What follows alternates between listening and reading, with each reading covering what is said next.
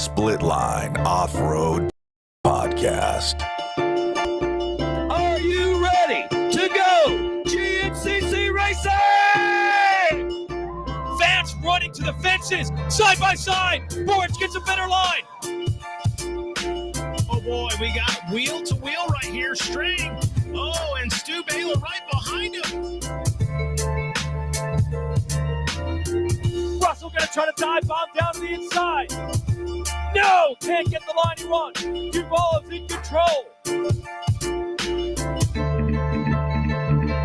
We open back up. Here comes Neal once again. He's going for the pass. Oh, bumping going on.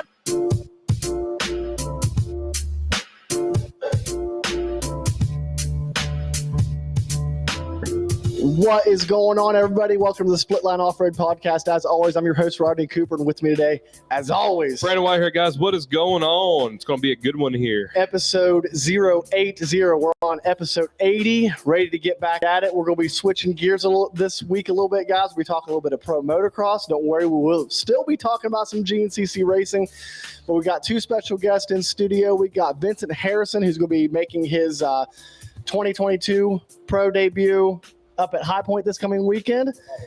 And then we got Walker Taylor, who is his mechanic, coming in. So thank you guys for joining us. Absolutely, man. Happy to be here. Yeah, guys, thanks for having us. It's been a long time coming. We've been playing this out for a little bit, and I'm pumped to be up here. Vincent and I have been out riding all day, and this is going to be awesome for everyone watching. You're in for a special treat tonight. Absolutely. Yeah, so we introduced them into the sweat box. Yes. We are in the sweat box. We're getting Vincent to cut weight. Yeah.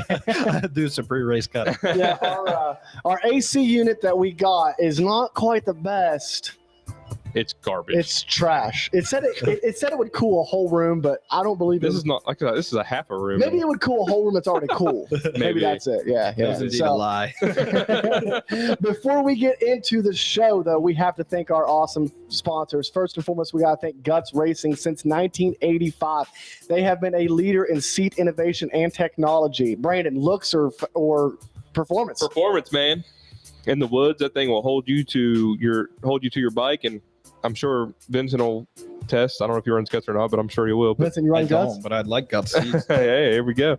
On the motocross track, it does the same. Yep. So make sure that you guys check that out. We're going to be giving another one of those away here pretty soon. Gave one away last week. So top of the line seats. I run them. Brandon runs them. Devin Masters runs them. Yep. He'll be running them in the 9-hour ATV race coming here in a couple weeks. The Husky team runs them. The Husky team runs them. Oh, yeah. Everybody runs them. Everybody should run them. That's right. We also got to thank Seal Savers. They've been in the business for 21 years, providing the ultimate fork seal protection for dirt bikes, coil protection for ATVs, UTVs, trucks, mountain bikes. You guys need to get on the train because they protect your investments. That's right. And you could save 25%, right? 25% by using the discount code SPLITLINE, capital S in the split line. Save 25% off of anything on their already affordable product line. So make sure you guys check that out. We're going to have Mason Mills on the show soon. He's a super cool guy. Mm-hmm. West Coast guy. Is wanting to really kind of get his products over here on the East Coast, and we're going to do it through Split Line. Heck yeah, man. I think we're already doing it. I've seen a couple of bikes pop up with them on some quads, and I'm sure Walker could test as a mechanic. So anytime you can save your suspension a little bit in your seals, why not? Absolutely, guys. I mean, we were talking about that last night.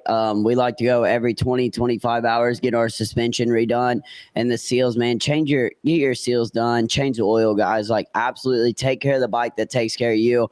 I've heard a lot of good things about Seal Savers. I've seen some of them popping up at GNCC, which is a prime place, especially Snowshoe coming up next weekend. Guys, Seal Savers, protect your suspension. Definitely go to Seal Savers and buy a set. I'm telling you, it's going to be a lifesaver. Right. Absolutely. We also got to thank Sunstar Chain and Sprockets. Brandon, what are those things made of? Case hardened steel, baby. That's right. Don't trust people like me and Brandon, though. Trust people like Doug Kirk. Doug Kirk's watching. What's up, dude? We appreciate you coming on the show tonight. Not on. We need to not on that show. We need to get him on the show. Doug's always on the show, though. Let's be honest. Doug's always here. But you can save 30% off of any chain and sprocket set.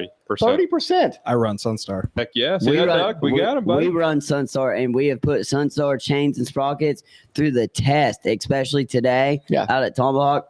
I looked at the bike after, lubed the chain up in between practice sessions, top the notch. I mean, we aren't losing teeth on the sprocket. We're not breaking chains. They're absolutely perfect. Heck yeah, man. Absolutely. They get put through the test at the GNCCs every week in and week out. And you couldn't ask for a better rep when it comes to Doug. He's able to help everybody out.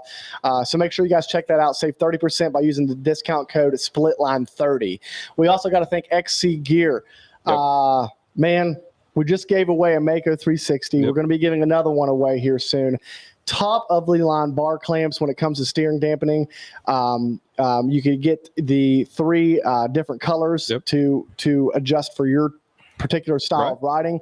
If you need one for a mountain bike, you got the Hammerhead 360, but the Mako can go on an ATV or dirt bike. That's right. I said an ATV. A lot of guys didn't know they could go on ATVs, but they definitely can. Yeah, and that's crazy. You know what's crazy is in the motocross side, a lot of people's been running the XC gear, and I think XC kind of throws off the motocross side a little bit. But I've seen a lot of top riders are starting to use them, and so that's cool. And they're customizable. Like he can do Lance over there can do all kinds of crazy stuff, like get your name on it, get a logo on it, or anything like that. So. Nice. That's awesome. That's right. And then once you get all that stuff on your bike, make sure you can check out the Mountain State Hare Scramble Series, the top of the line Hare Scramble Series in West Virginia. You can. What can you do? Sorry, I'm burnt my head. I'm just so hot in here today. It's terrible. They help produce champions. That's right. You know, you learn to ride technical terrain, tight tracks, a lot of single tracks if you're a dirt bike guy, a lot of tight technical ATV tracks. Top of the line guys, Richie Nolan and the crew are there. They're nice people to work with. And now you can get a T-shirt, a Split Line T-shirt at their booth. Right. Anytime you go there. So you guys are going to go home with a Split Line T-shirt tonight. We appreciate you guys coming in. Thank you, guys. And let's get into the show. Let's get into it. So, Vincent, what's going on, man? Oh, not a whole lot. Just getting some last-minute training in. We were at Tomahawk today, as Walker had mentioned, and just finalizing some things before HighPoint here. Heck yeah. How we feeling? Feeling pretty good? Fast today. Yeah. Actually, this is probably one of the best I've felt since I broke my back a couple years ago. So I feel like I'm coming back a lot stronger than I was last year. So cool. That's awesome. Yeah. That's awesome. Hey, I want to shout out real quick to Doug Kirk, Toby Hughes, and Dusty Gayes. Thanks for joining the show, guys. Toby really likes the intro to the song. He says it makes him want to run through a brick wall. Heck yeah, man. Yeah, so, I love it. Yeah, I love that too. I get a little excited too, little goosebumps. Yeah, every time I hear it. Every time you hear it, it gets you a little lit. Let's go. I'm going to open up the show with the Wake Up High Point like Rodney Tomlin does. I used to do all the time. Go. You know. Here it is. Good morning, GNCC Racing Nation. That's right. It's going to be a great day here today at HighPoint Raceway. Man, we are Rodney. He's stepping away, and I've been looking at that spot a little bit, you know, as announcing it. Just think the legendary voice we've had for I think 1 or 2 years, Right. and the mark that man has left on this sport. I mean, just think about it. 20 plus years of announcing and all the places and the tracks and the races he has called before. And that voice will forever be top of the sport. Yeah, he's honestly one of the guys that you can't replace. Like his voice is legendary. And up until the time that he basically announced that he is retiring at the end of the season, I never really thought about what GNCC would be like after Rodney retired. Right. I mean, Mikey Waynes is going to be probably taking the reins over. So they'll be left in good hands. But Mikey would be the first to say that you can't replace somebody like Rodney Tomlin. So he'll be dearly missed for sure. So let's talk a little bit about the motocross. Yeah. Let's talk a little bit about, we got to make sure we go over the Pulp Fantasy. Yeah. Can we skip the Pulp Fantasy? No. I'm like, listen, after this season, like, I don't know if I ever want to play this game again with you guys. It's been terrible. Yeah, like, I didn't even look at it last week. Now, Vincent and I'm not going to say I'm cheating, but I am able to go see some riders tests this week. So I may have had a few conversations at the test tracks with guys today. That's awesome. Yeah, that's awesome. So what do you think, Vincent? What do you think of Thunder Valley? Thunder Valley. Oh man, I did that race in 2020. It actually is very similar to Tomahawk, believe it or not. So it was a little different, but altitude really didn't bother me personally. I know it screws with some guys, but it was probably one of my more favorite tracks on the series for sure. It's cool. It's a long haul from here for me. Yeah, that's a long one. Is that the farthest west you ever been to race? Absolutely, I didn't want to do any of the California rounds after doing that haul. I was like, nah, no more. Yeah, I'm sure it's different. You always hear about Thunder Valley being the iconic racetrack it is, and just looking and watching the racing on it looks really sweet. So absolutely, it's got some technical stuff. It gets rough. It's kind of choppy, like similar to Tomahawk. So it's cool. We have something local that I could practice that was similar to that. That being in that time, I didn't know that, but going out there, I was like, oh, okay, this is pretty familiar. Yeah, sweet. Yeah.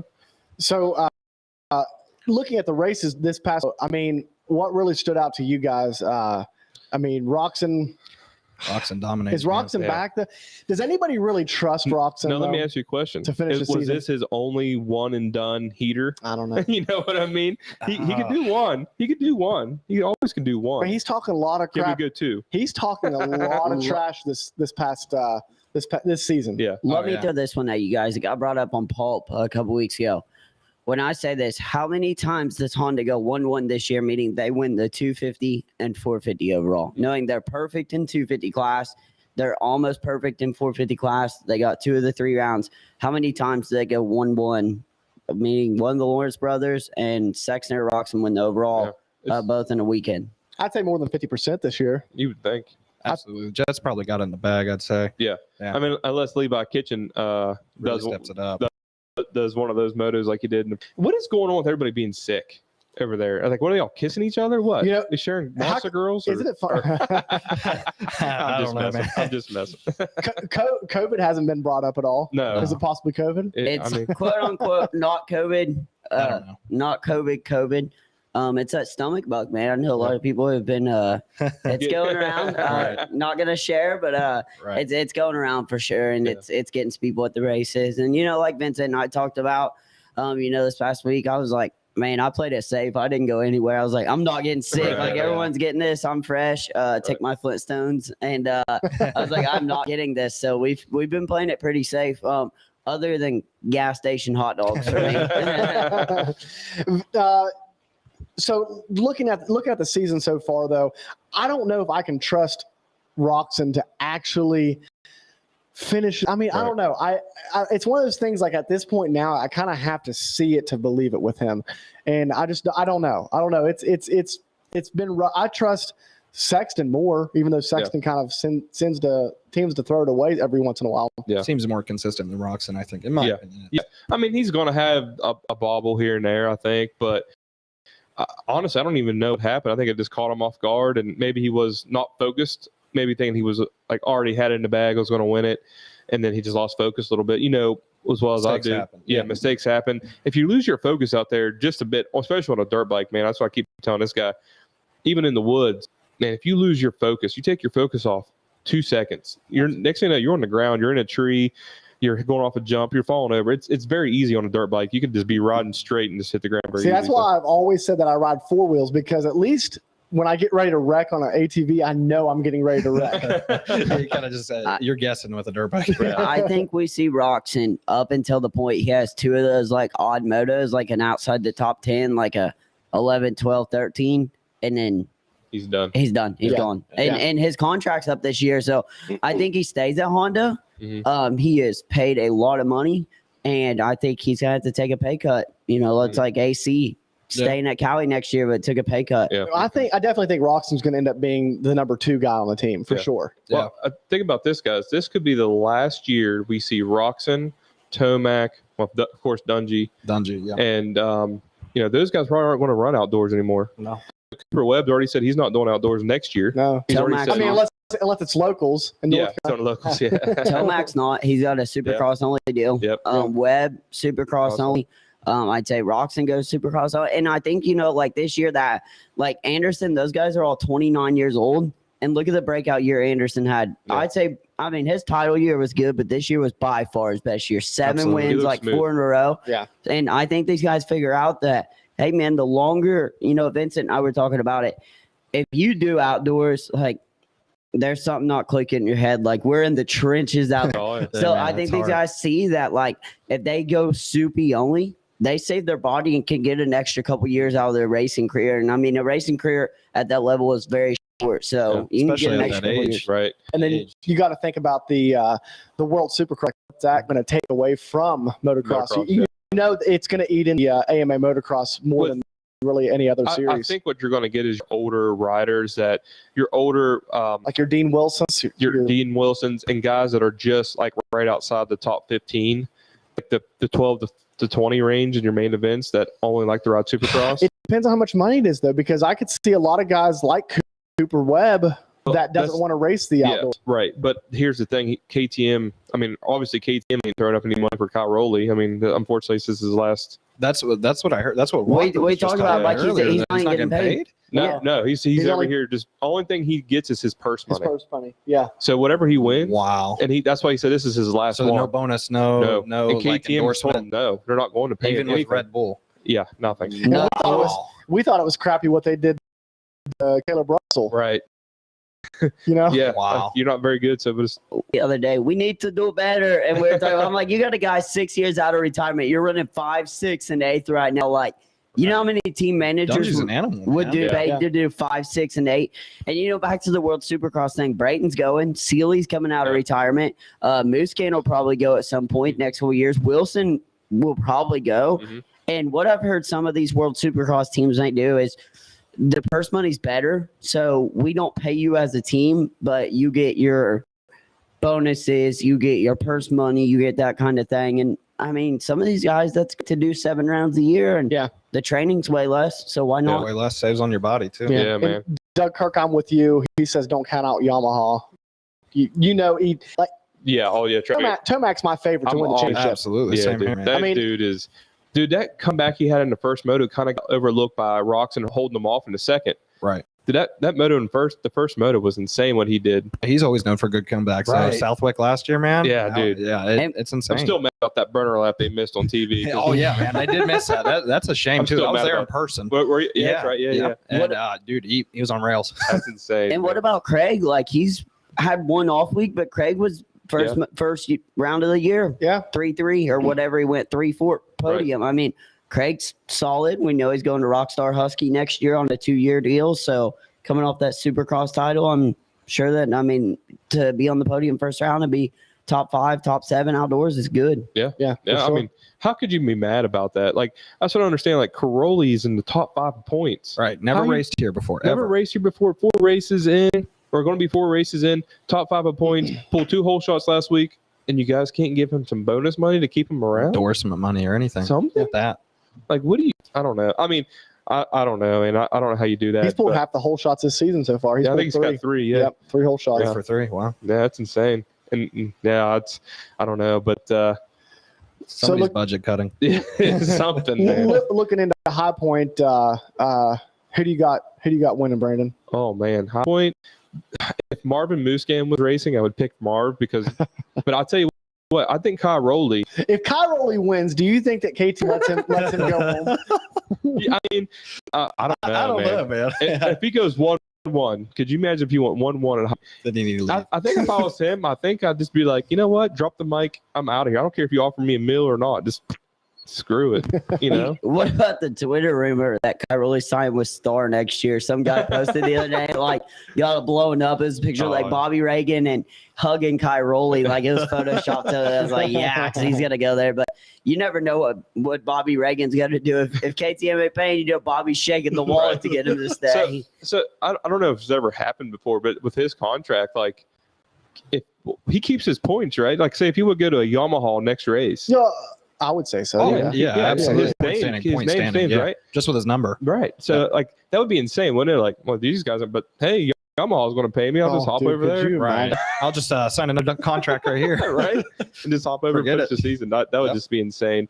We all know that's never going to happen, but it's fun to talk about. Theoretically, yeah, theoretically. Yeah, that's good stuff. Brandon, you got that pulp? Oh, you're ready for pulp already? Yeah, we're just getting into it, man. Well, we can get back into it, but I want to forget it. So the overall right now, hold on, you want me to do Thunder Valley. All right. So listen, guys, you guys got beat by a girl, I think. Are you saying you guys because you didn't play? I didn't. I know who she is too. Yeah, she's Car. It's Car MMG. Yeah, Carmen Gregory. Oh, okay. Yeah. Yeah. His girlfriend? It's his girlfriend. Yeah, she plays and why don't you let her pick your team for you? All right, so here's the deal. Where's he at in points? All right, here's the deal. So if you look at if it came for like the bike at the end of the year, Paul, like the brand new YZ, that girl lost to that guy by 3 points, and it was Bogle who like killed everyone all year, and then this guy picks Bogle last down and kills it, and so. I don't know what it is about women and this fantasy stuff, but I don't think they study as much as we do. And that's what it is. Like easy now, we got some women listeners. Oh, I know, but they always do better than we do. So I mean, props to them. But like they pick with the gear. Oh, that gear looks cute, bro. Yeah, that bike looks cute. And I'm out here picking guys who are like an 18 handicap. Yeah. Who are like. You don't know like a Runkles or a Gilbert or some guy, you don't know. Probably some of those MXGP guys I saw right today. And Gilbert's out there wrapping himself around steaks. Rebar. So who was the guy today? Vincent, what number was he? 553? Josh. I can't. Or Rob. I can't remember. His name. 522. Wind. Yeah. WINDT. 552. Watch him in qualifying. He's from Sweden, and this guy was.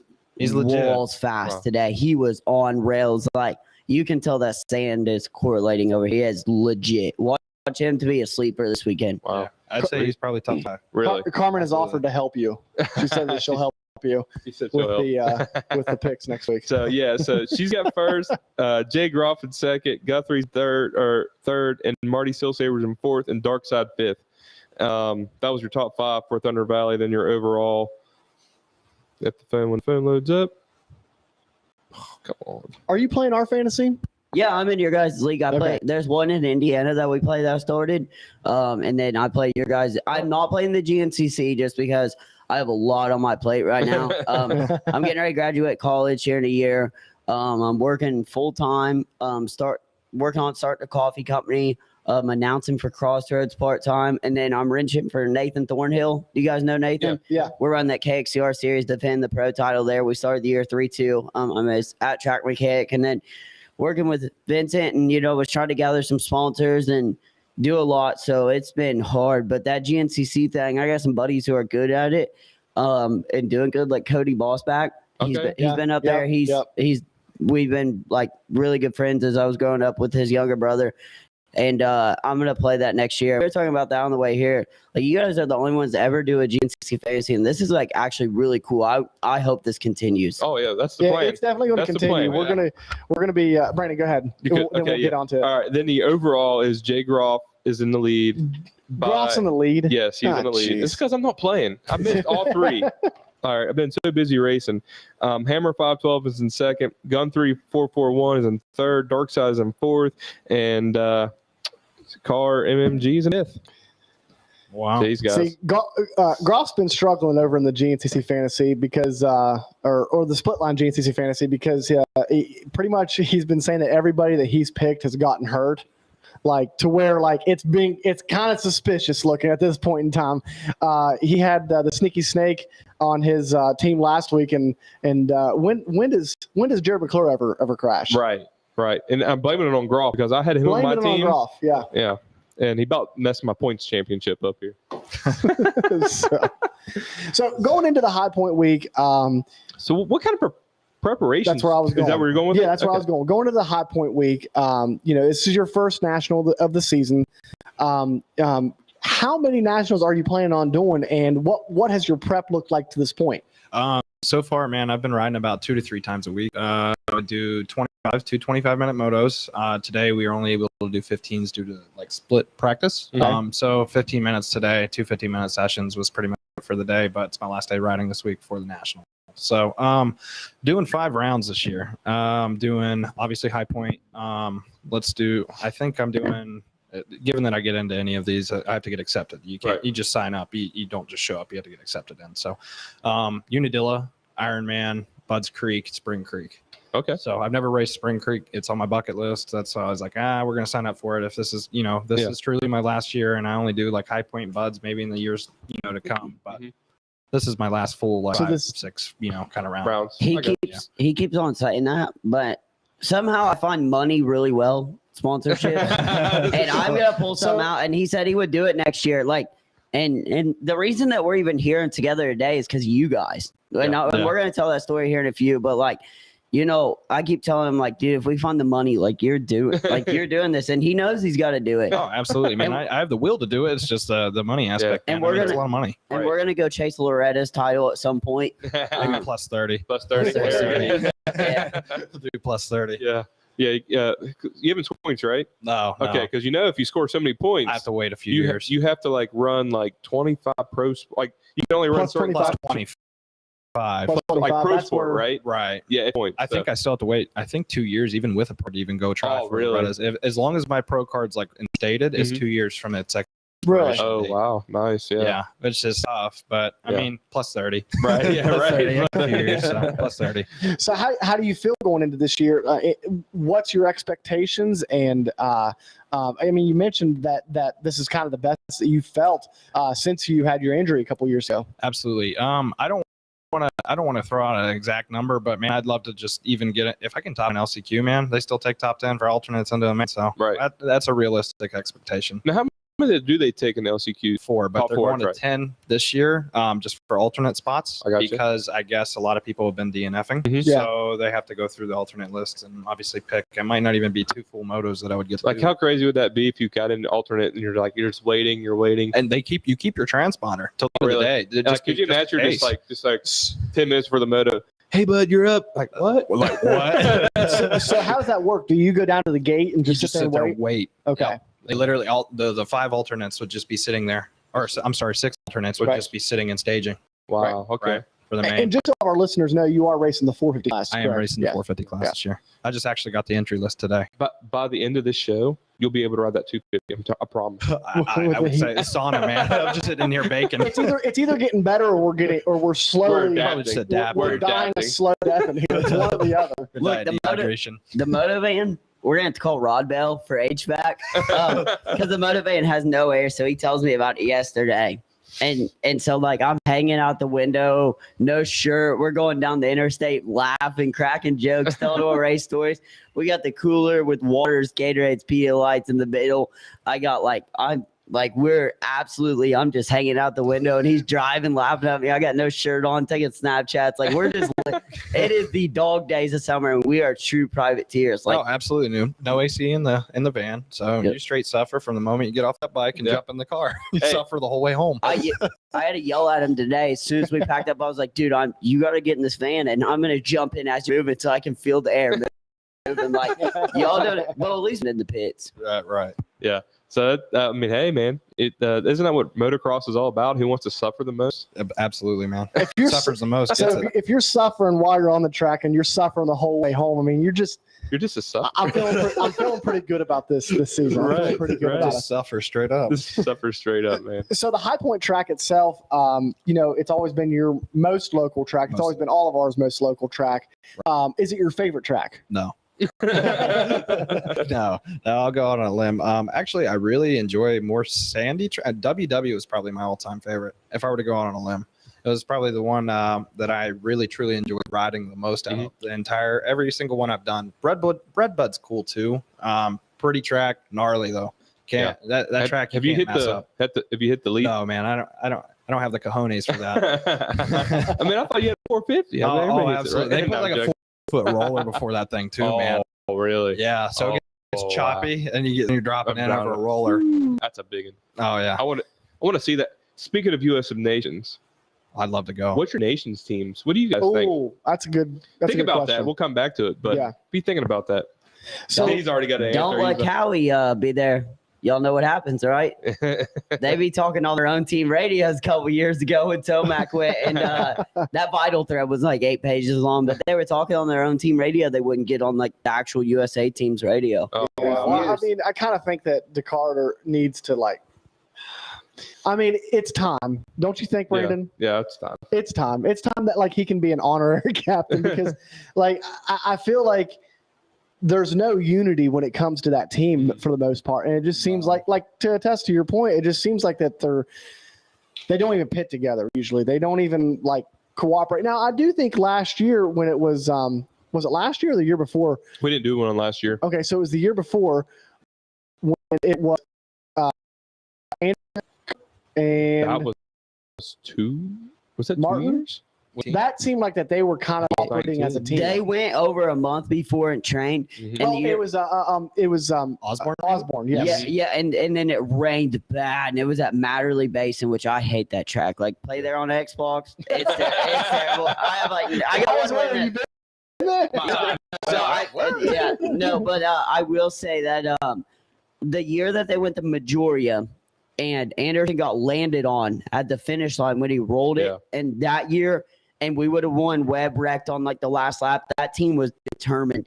And you know what's weird? It's Anderson first time in 13 years, 12 or 13 years, won an overall. Mm-hmm. That dude at the Des Nations is a bad dude. Mm-hmm. Like, that dude can win motos at the Des Nations. Yeah. It's really surprising that he's went so long without winning an overall. Barsha's the same way at the Des Nations. Yeah, he's good. Who do you guys have for picks for USA team? Oh man, you got to put Tomac.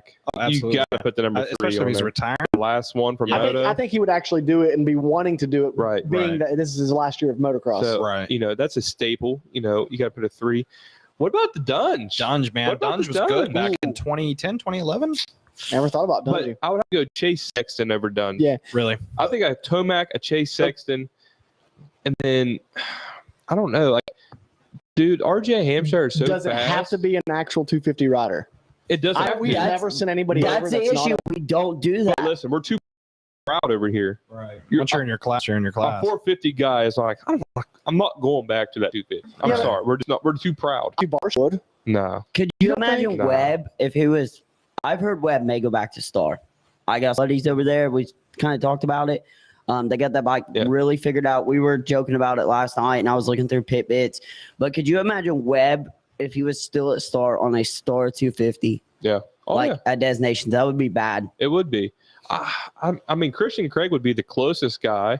If J Mart was healthy, maybe. I don't know. We don't really have a solid. I mean, RJ would probably be. RJ's fast. He can get it done. Absolutely. Any moto. He can show up any moto and get it done. He can also show up any moto and toss the bike away. Right. Or, It's- go over It's the like, bar. what do you do? Yeah. I don't know. Doug Kirk, I agree with you. Anderson is a gamer.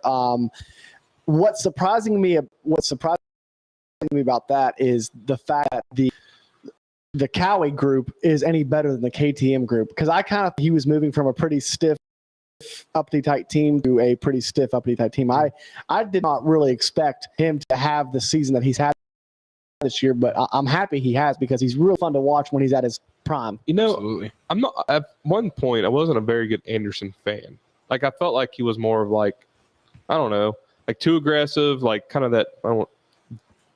I love the You know what I aggression. mean? You know how I am, though. But then now I'm like, I like it until he does something stupid. And Okay, but come on, man. Like, the stupid stuff is what makes it entertaining. it is. Like if everybody makes a perfect pass all the time, it's boring. Right. That's why I like Freezy. Like, give me Freezy into 250 class all day long, Makes every it day. interesting. Hey, let me toss this. Let me toss this out, Don't you put him guys. in the 450, please. Right. Yeah. That's like that airplane I was on the other night. So, what if we did a private tier Des Nations? Like, that would be cool, because those guys, like, okay, so Like, Mathis, Team Puerto Rico. Mathis had his private tier Yamaha race, and those guys went at it. I was listening to Pulp the other night when Carnell was on. He's like, I was shaking on the start line, like freaking out. Like, those guys would, if you were out there, Vincent, you would go at it, and like that would be. 20 grand, yeah. Oh, it's a lot of money, man. But It's a like lot of money. for a Des Nations, like that would be pretty cool. Would be. So going back to the teams, though, are we set that you have to pick a 250 rider? You have to. Do you I'm have telling to? you, we are too. The only Okay, guy so, that would do okay. it is Christian Craig, and he would still be almost too prideful at this point. Did he point I out? don't think Christian Yeah. Craig. He pointed out already. He's got to go. Is there a rule? I don't. There isn't. there Is there- Is it- yeah. I Okay. don't know. still point out after you win a championship. Okay, yeah. Oh, well, the championship rule, yeah. Yeah. I think, okay, so here's my team. If you could put anybody on the 250, it'd be Tomac, Sexton, Barsha. Yeah. Okay. Barsha would be on the 250, obviously, because I would just love to see him. I wonder what Tomac would do on a 250 star bike. Dude, I mean, probably destroy it. Probably leave like it up in everybody smoke. keeps talking about like, leaving Tomac on the 450, but what if we put him on the 250? Just everywhere. It'd be amazing. But okay, so if you couldn't put a 450 guy on the 250, I think I'd end up having to go with Coop, just because Justin Cooper, because I think that Cooper is at a point right now to where he is slowly and steady building his way back into this season. And he's doing a pretty good job. He's getting podiums. I think by the end of the season, he could be getting wins in the motocross series. And I think he'll be ready to go and represent the country in the 250 class. I honestly think he would probably be the best choice. Yeah. I do like Cooper. I mean, he got hurt, broke his hand or whatever. The last one he went His to. foot. His foot. Was it? Oh, no, the last one he went to. Yeah. But I really like Kitchen, like his grit and determination. But his first lap right now is 13.8. Right. Like, almost 14 plays. And he said he's making a lot of passes that first lap. And, dude, on that 250, you have to get a start at destinations. You have to. Oh, yeah. Especially if it's a sand track. Doug, I would love AP to go, but AP's just not showing us anything right now. Yeah, he's still coming back from whatever he's dealing with, I think. And he's probably still trying to figure the bike out himself. You know, he didn't have all Supercross to mess with it and stuff like that. But don't count him out by the end of the season. Like, he's a guy, I think once he still trying to heal that wrist up, probably trying to get through all that stuff. And, you just never count on an AP. My God, if he do some more Alan Jackson, show up to one of them GNCCs, he'd be ready to go. That's awesome. It's a little cross training right there. Vince, that's what we need you to get on that cross training. Get out some. I'd wrap myself around a tree. So we had to talk about music. We got long rides in the van. I was like, Luke Combs? He's like, I've heard of that guy. And I was like, I'm going to be doing some AP karaoke while we're going down the road for something to do. Yep. Oh, geez, yeah. Yeah, I'm sure the tunes in the moto van has to be kind of on point with both. Since there's two of you guys now in there, so I slept most of the way this morning. I just jammed out. You just jammed out. Yeah, I was dead. We were up late. Like I was up till 4:30 the first night I was here working. It's like I had to work. Us mechanics, we're not getting rich. Luckily, I got a good rider that takes care of me. Yeah. But like I was up late working. I want to say 4:30. It was either 2:30 or 4:30. I can't even recall. And then last night I was up to like 1 something, and we were out in the garage late. Like we were out there spinning wrenches. His neighbor boy thankfully came down and helped us out. So, yeah. He said it's the most factory he's ever felt. Oh yeah, I never get it. It's typically just me doing it. All right. So and then today was hot. We still have to go home. Luckily, yesterday was bad mode. Oh yeah. Well, for me it wasn't, but for him it was. Yeah. His bike was like a GNCC bike, kind of after race. Yeah. But like today's gonna be cakewalk. Yeah, cakewalk. Cool. So let me ask you this. So like you just said that it's usually just you working on your bikes, usually you doing all the maintenance and cleaning and everything. Having somebody else like Walker in your corner, how much confidence does that give you going into the weekend and throughout the time beforehand, to where you can really kind of focus on other things that you need to be focusing on as well? Right. Yeah, man, it definitely does help.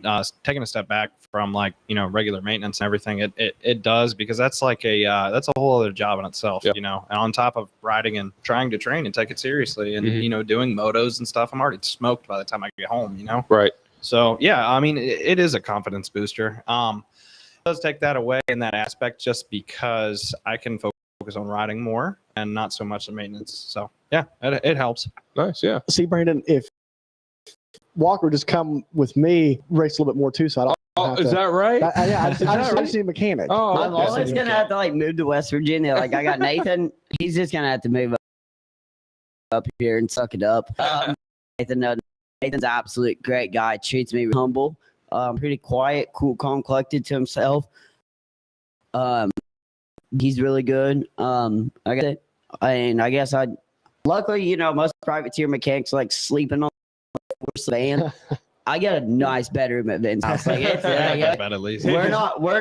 we got a nice setup there. And then I'll have to drive down here and I'll be full time out here and I'll be starting a race team before we know it. So we might need a mechanic for the 9-hour race coming up. Yeah. So Vince will have to hop on a quad. Oh boy, that'd be a sight to see. So I've been thinking about doing that, but after we should make a video because we could break it out in the yard and we let him ride around the yard a little bit. So I couldn't tell you the last time I rode one of those things. Man. So I've been thinking about doing that in Heartland, and I talked to B Neal a little bit, and some other guys about Heartland. But after I got run over, you guys saw that video. Yeah, I saw that video. Yeah, I'm getting messed up, so that's a no. But it's funny, like he asked me, he's like, maybe you could go ride. I was like, dude, I can't even ride. Like, get her to sit down right now, like my tailbone, my knee. And then unloading his bikes. It's funny, his bike's almost as tall as I am. The 450 is literally just as tall as he is. So like I'm the only mechanic in the pit. I can't pick it up. He has to put it on the stand, but everything else he's set. But it is funny, like we're running to load it up in the van, and I'm in the back of the van, suffering, sweating out, pounds, strapping stuff up. It's bad, but it's hilarious. His head comes with the handlebars. I can stand in the back of the van almost all the way up. He gets so mad. I have obviously a Chevy Express van, man. I can't stand. I'm 6'1". Right. So you're I'm crouched. Usually I was standing up straight. I'm like, no way. Have you guys seen the guy that's racing privateer? He's exactly 7 foot this year. Yeah. Well, I can't remember his name, tall. but it's not Benny this year. No, He's no longer the tallest guy. It's this other guy. I'm like, my God, man. He's riding a 450 class. Makes it look like a pit bike. Oh my God. It's like he's riding an 85. Yeah. That's awesome, man. So have you thought about getting any stickers on that van? Well,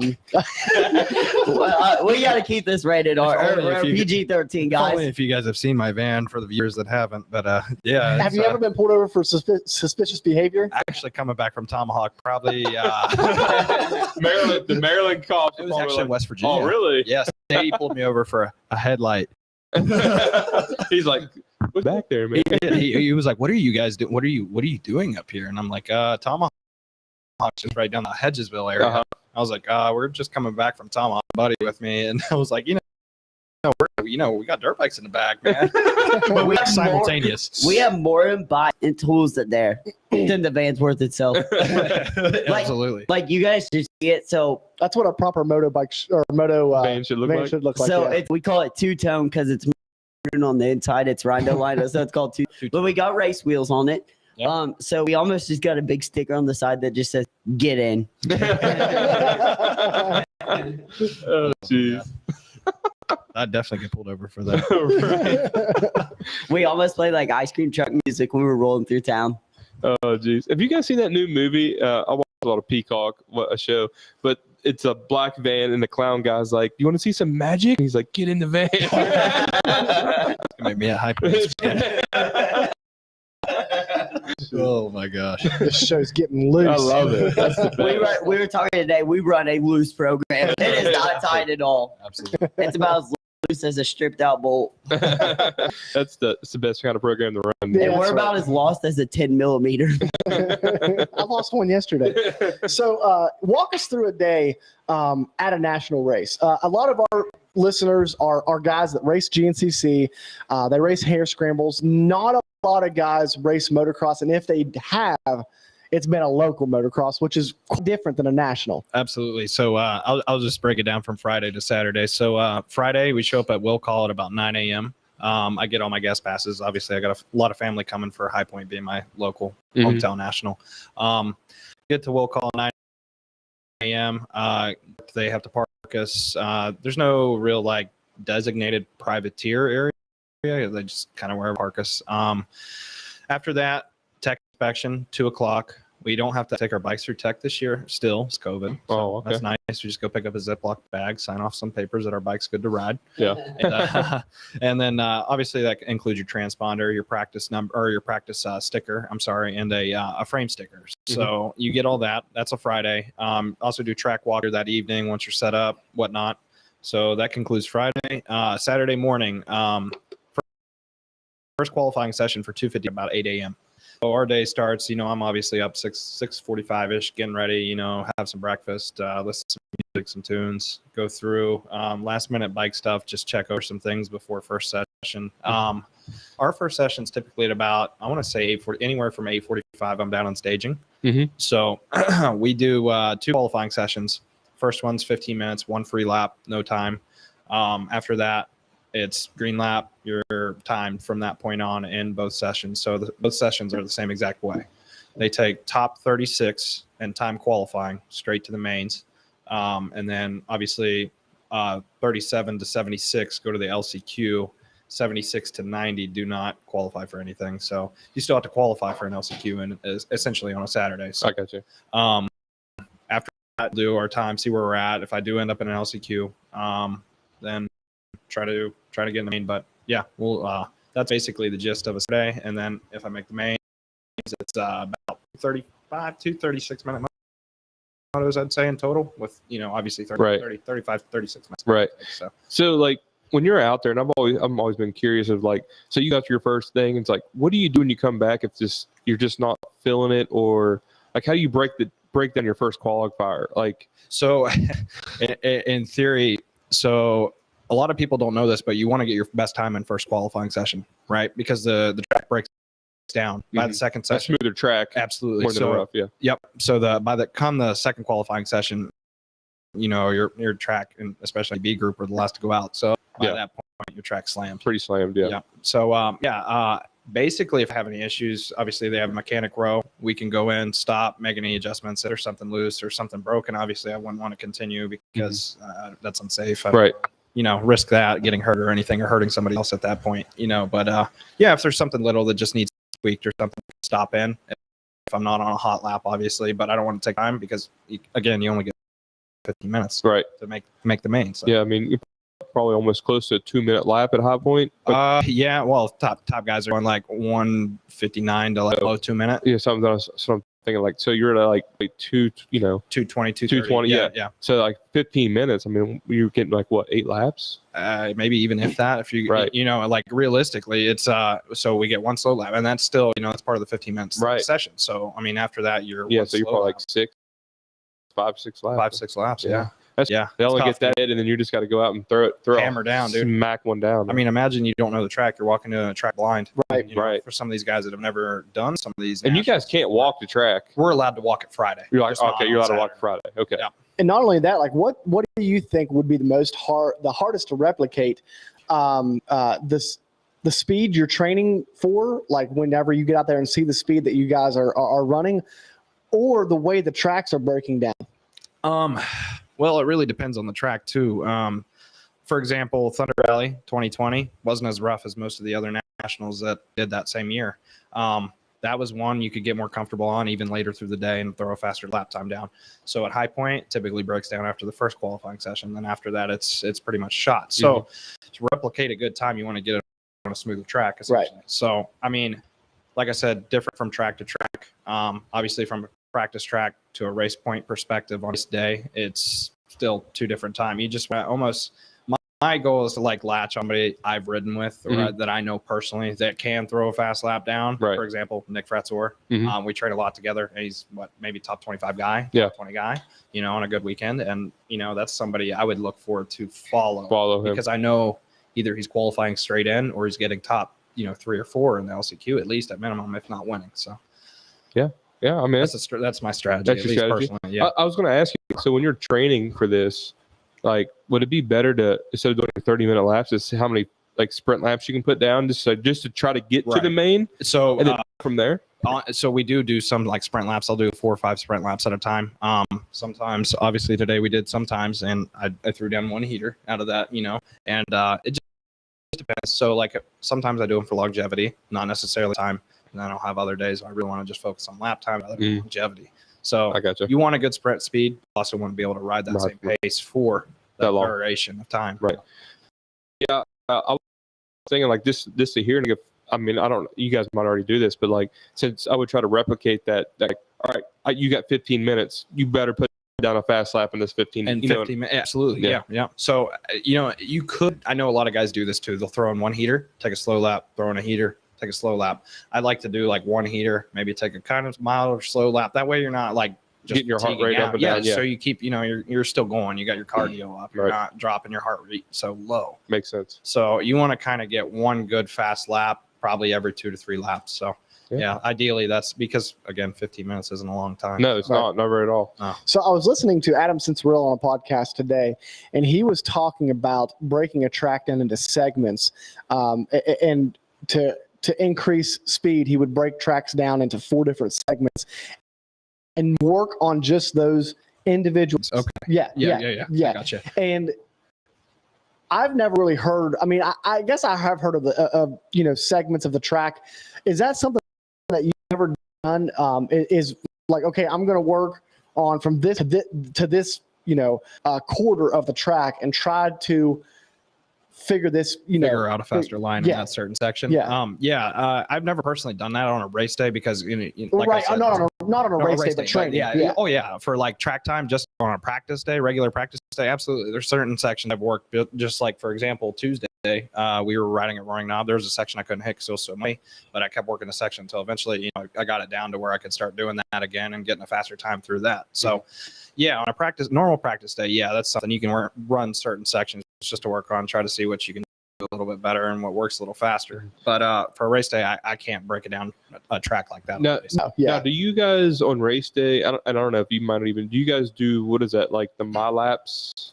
No, we actually just use, I don't know what transponders. I think they are some sort of MyLap. They're different than MyLaps, so it's MX Sports' own. I think transponder. I think AMA has like nice. Supercross. Yes. Now don't check the first turn whole shot thing for fantasy. It's all like there's some privateers that apparently got whole shot to like five rounds this year. But no, it's AMA. I think AMA has their own. I'm pretty sure. Okay, yeah. I know like Lit Pro and stuff do their own, and then and I wish a lot of guys were using those. And there's always, I think there's like locals use MyLaps. I'm pretty sure. Even our like PAMX series, kind of like HighPoint, and all their local amateur races and stuff, they use MyLaps. So and like track breakdown, a big thing for Vincent is he's not had a mechanic going with him track a lot. So like today, we had Catanzaro was out there, Stevic. And that dude's fast. Oh yeah, especially at Tomahawk. Yeah, he has one of the fastest laps. Yeah, 145. Isn't it like on a 125 too, or something like that? Did he do 125? I don't know what he did it on, but I know it's like I don't know. It's 145. Is it a 145? And most guys they were run like 152s. Yeah, 151s. I remember I might have saw it on a video where I was hearing about it from like he got a 125 out, brand new, went out, put like one this like blew like it fried it, just fried the motor. Dude, he passed me today, man. I was sitting still. So I'm gonna go find him Saturday after the race or before, and like be like, dude, I want to see video of this. So like how? and Kat was there today. Nick Fratzor, Max Sanford was on the move today. He was there today. I know Max. He rode for the team that I used to wrench for, Supercross. Really good kid. We had some of those MXGP guys who you don't know, but they're just absolutely crazy. Rob Wint. Wint. 522. Fast. Man. It's WINDT and watching for fantasy. Because I'm sure his handicap's going to be first national of the year is going to be really? He's on the entry list. He has some MX. Writing it down. He has some good MX. 522. We all know Groff is like taking notes right now. Groff's got his pen and paper. Yeah. How do you spell that last name? Like, and also, if the Seal Saver guys would quit playing our fantasy league too and like kicking our butt a week. Dude, it's ridiculous. I'll be like, I'd put up one of my best weeks and I'd be like, well, I lost by like 65 points. So one of the big things today is, I would say, well, not video, but a big thing that I am very picky about is line choice. I can see a line, tell you what's going to be faster and why and what gear and how fast. Like just mentally behind the sport, that's one of the, I thought about being like a mental performance coach in this sport because I can just pick a line, man. I just have the eyes for it. And I was able to tell Vincent, like he pulled off after a practice session ended. And I was like, man, right here, you need to move up just a little bit more. We need the bike's lugging too much here. Like you need to shift up or down here, go, 3 inches to the right there where it's more choppy. And it made up, a second or two. And that's when after that, we laid that 155. And that's, a big thing that I feel plays into Vincent's program is having somebody to watch him. In between motos, I don't have that typically. He could go. So there was some fast West Virginia, Florida guys there. Frator was there. and he could just go sit with them. I'd be like, hey, I bled the forks, fueled up the bike, check the filter, chain's good, blew, like, air pressure's good. And it's, that's my job. And I want him to have as little stress as he can. Race day for him starts like 6:30. Race day for me starts at like 5:15 a.m. Like I'm outside stretching, I'm outside looking over the bike, every single nut and bolt, and just checking things out. And we've built a great relationship over the past couple months, and I mean it's been good. Like we are tight, and it's good. We know business and we know fun, and we are getting faster by the day. Yeah. We'll see how Saturday goes. Heck yeah, man. Man, I'm excited. Yeah, I'm excited to see how it goes Saturday, and the remaining rounds that you're going to be doing this. Thank you, man. It looks like you sounds like you're in a really good spot. Better than I mean, you got a trainer, a coach, a mechanic, and somebody to get you sponsors too. Check out an agent, man. I'm like managing this team. And here's the thing, though, Vincent, I have a lot of respect for. You can at least get him some AC in the van. Dude, I need to sweat out a few pounds. Yeah, it's on our budget. Not in the budget. So one thing I have, a lot of respect for what Vincent does, by his own self and what he's doing out of heart. But one of the biggest things that I've let him know is we're not here to try and qualify. We're here to qualify. He qualified in Canada. That's no joke. Some of those tracks, that's legit. We're not here to mess around, and we belong out there with Dundee and Cairoli. Apparently this Cairoli guys here in America is supposed to be faster. So I don't know. But no, we privateer loose program, but man, I'm putting in everything that I have into this. I want this bad, and I want more now as a mechanic and as a racer. Yeah. And I try not to be hard on him, but it's pretty lucky he had me. Someone to unbuckle his boots today for him. I really did, man. That was the first time I've ever had that happen. Anybody unbuckle my boots for me and give them to me to put on. Right. That's nice. It's like, here you go. It's like, what? So last night we were cleaning plastics on the practice bike, and I was like, hey, man, that ain't good. Like, there's a little speck of dirt right there. We putting that back together yet. but I'm picky. I don't nickel at all. I want my rider to go out there and dominate. Right. That's awesome. Yeah. So you want to talk a little bit of GNCC real quick for these GNCC fans we got on the. We got a lot of GNCC fans. So y'all going to Howard's Hole? I don't know. We'll be at Snowshoe. We'll be at Snowshoe. We better free that bad boy up for the day. I'm telling Jared Bolton right now. Y'all better be at Howard's Hole, like heck or high water, rain, shine, snow, tornadoes. We're gonna be at Howard's Hole. We were talking and see if we want to go to Howard's Hole or if we want to be up by the podium or what. The only problem, I love being at Howard's Hole. The only problem. Never been. You've never been, have you ever been to Snowshoe? 1 year, but I never did go to the go to the hole. I just went and watched, I think in like 2018. What are you doing next weekend? He's like recovering. Drinking beer. Oh, baby. So the one thing I love Howard's Hole, but the only problem with Howard's Hole is you have to wait in a long line to get back up the mountain because they take you up by chairlift.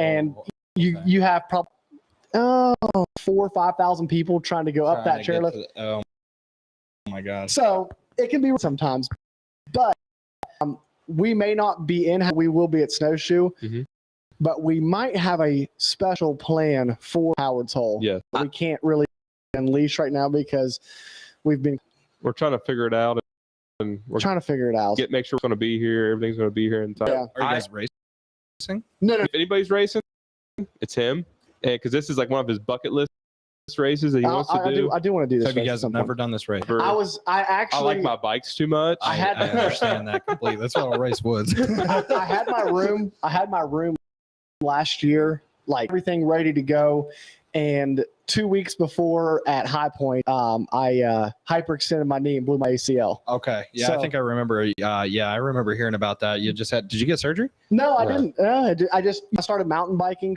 It strengthened itself back up a little bit, and awesome, I think he was just nervous about Howard's Hole. That's all. So what I have learned, if you go down there like 3/4 of the way through the AM race, and then you're down there early, and you'll be set. Don't give the secret away. But there's this guy down there named Mikey Waynes. So Mikey and I actually go way back to like 2012. locals when we may have flipped a gator at a local. And there's this guy named Jamie Deere, if Mikey's watching. And Mikey also gave kids a pit board to hold up that says, "I run with scissors." Mikey got me my announcing job. Oh, nice. Mikey, I know you guys have had him on. He's an absolute legend. Yeah. And super cool guy. Ask him about my Ray Skillman Chevrolet where they're stacking new Chevys defense. So cheap. I just give that plug. I'd win. And but Mikey's always down there hanging out, working. Obviously the mud fleas. Every time you go through Howard Toll, like you get soaked in a gallon of beer. I think there are people probably, you know how Ironman's like going. There's people probably waiting down there at Howard Toll like next Monday waiting to get Howard Toll. Yeah. Yeah, oh, yeah, it's crazy. It's pretty wild. It's a wild race for sure. You know, I'm really excited to see. I think there's gonna be a lot of fireworks at this race. Let's talk about the ATVs real quick. Yeah. You know, you got this is McGill's Mountain right now. Right now, it's a tie. It's high. It's been McGill's Mountain for I don't know how long, but right. It's been a while. But last year, Walker Fowler had McGill with what is it, four wins up there or five? I think it's 5. Is it 5? It's 5. It's 5. Is it 5? Okay, so they're tied at 5, and you know, I have to think Walker's been having a tough couple rounds lately, so I have to think he desperately wants this race to get back on track. Yeah. And this is a good track for him because there's not a lot of people as fundamentally sound as Walker Fowler. There's not a lot of tracks that is difficult. Right. But you know that gator. You know the gator is like, this is mine. If there's one race that he wants to do, it's Snowshoe. And guarding. Is it row 2? Row 2. Yep. Adam McGill will be starting on row 2 along with oh man, I need to pull up the points. But so they go in the order of overall points in the top 20, and they go five in each row, and then it's time adjusted. So technically, a guy could win from the second row. Brian Wolf. Brian Wolf was a legend. And that's what I was going to tell you guys. I saw Brett Sturdy on. I don't know if you've heard him. He's a quad guy, but he's fast. He's from here, West Virginia. But y'all have heard of Sturdy. Yeah. He was racing last weekend, so tells me he's going to be thinking about. He's going to be there, maybe. He'll be there. Brian Wolf. Sturtevant's fast in the first lap. And or so. you got to watch for guys like that can play spoiler. But I'll tell you the spoiler of this one, Jay Shatteron. I was getting ready to mention Jay. I think he's mad after losing his winning streak. What was it, like 7 rounds? Jay's a great guy, works on his own stuff, great guy. And I think Walker wins. I think Walker goes out and just absolutely dominates this race. He's so fired up going in summer break. The sneaky snake, McClure from up in Pennsylvania, good at stuff like this, challenges like Snowshoe. The Gator, but I think a guy like Jay Shatteron does damage. Yep. Yeah. So your front row is going to be Bryson Neal, Walker Fowler, Hunter Hart, John Glotto Jr., and Devin Feehan. And your second row is going to be Jared McClure, Cole Richardson, Jay Shatteron, Adam McGill, and Josh Merritt. Yeah. And I know those guys. They love being on that second row. Mm-hmm. Oh yeah, because like you know how if you could throw a hook onto somebody on a track, yeah. So you can just if you can catch them, throw a hook to them. The next thing you know, man, you're running a pace, and you're already 15 seconds. I think it's 10. It's 10 or it's 15. It's 10 unless there's issues in the first turn. So like you're already like a 10-second gap between. So you know, so if you're catching them and you're 10 seconds behind them, you know what I mean? It's kind of because your race your right. race time starts at 0 when you take off, and then you get 10 seconds extra added. I've seen races like that year that Brian Wolf won. Walker Fowler's run has won that race from row 2 or as an XC2 rider. XC2. He won it as an XC2 rider. And he won Unadilla. He won Unadilla on time adjustment overall from XC2 one year. Yeah. Jay Shatteron's in a perfect place to be able to do that. And Jay is actually a lot of times has been the overall leader after the first lap, starting from a regular second row. So you got to think, you know, if he can catch up to somebody like Bryson or somebody like Walker. Or if he can just latch on to McGill. Well, he'll yeah. But I mean, you know, McGill knows his way around that place pretty well. So, you know, if he can just get right there and ride with him, he has a pretty good chance. Line choices. You got to go slow to go fast there. Like, I'm not lying. There's boulders the size of cars out there. I may have found a few. and up the ski slopes, like the gnarliness, because you don't know like the holes from skiing that are in those ski slopes and the gnarly, like not even bottlenecks, like traffic jams. You will come up on a slope there. And so like you're out in the bushes and stuff, like it's gnarly. And I think that you guys are right. If you latch on to McGill or McClure there, you're set. You're set, yeah. That's what I think. Yeah, absolutely. And then, this track's a physically demanding track as well. And there's been a person that I think has been separating, not really separately, making themselves an elite talent when it comes to being physically fit, and that's Devin Feehan. Right. I'm looking for another good race from him. We watched him up at Mount Morris just chop his way to the podium position. He definitely wasn't handed that. Right. And don't forget about Hunter Hart, man. He had a good race there last year. Good race. Go ahead. No, you're good. No, I was just saying, like, and after coming off, he ran good with Fowler throughout there, so he's got the speed down. He's been on the podium before, and I think he really wants to be him after that last one because I think he let it slip through his fingers. Yeah. I see how Neil does, because Neil's known to get that bad start, which this weekend you can't really get a bad start 5 in a row. But he works his way up there and has a sprint speed. So I'm curious to see, because you're not sprinting except down the fire roads at Snowshoe. You're not sprinting. It's choppy. It's tough, and I'm curious to see how that plays out for him. What I was going to bring up is this the race that, and I don't sorry, Neil, if I jinx you, but is this the race where he pushes the bike too hard and has a mechanical? I want to do it, but Fowler's probably going, please push that bike. Well, please. I was just getting ready to ask you guys, and kind of along the same lines as what you just asked, do you think that this championship's wrapped up? You go first. Oh, I mean, if we get through this round, if we get through Snowshoe and Bryson wins this or is on the podium, I think it's wrapped. I say no, and the reason I say this, and I hate to say this, I hate injuries of our sport. Look at the bike side. Who all thought that Ben Kelly had this one walked away with a perfect season, and then waited to break his leg at the National Enduro or whatever? Yeah. He broke a femur or something. Perfect season, and it was wiped away. Yeah. Obviously, anything can. On that note, I will say, luckily, the GNCC ATV guys have really been able to stay healthy for quite some time. I mean, really, Bryson. It's because their bikes just don't put you on the ground really fast. No, but they can run underneath an F-150 real quick if you let them. They can. Aside from Bryson hitting, like he hit a truck and destroyed his knee last year. Oh my God. Well, all due to a lapper. Where was this? Why was this truck anywhere near the track? It was in the field. So it's in the field section, like off the side of a GNCC. That's the way they work, man. And from my understanding, he went one way, thinking the lapper would go the other way, and the lapper cut over on. Dude, imagine being wide open on your bike, okay? Yeah. Lapper comes over on you when you're going to go around him, and you just smoke a truck.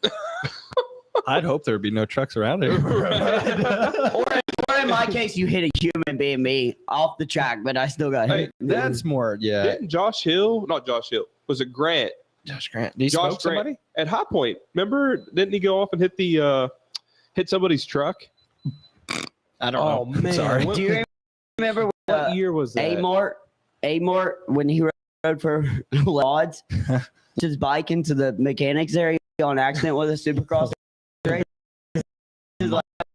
Grant at HighPoint. Pretty sure it's HighPoint. In a truck boomed up. Yeah, that's one to look up. Doug brought up a really good interesting point, and I totally agree that Bryson is only. Man, I have a hard time saying 90% though. He says he's only pushing 90%. The way he more or less than he has been the past 2 years. He's riding super smart.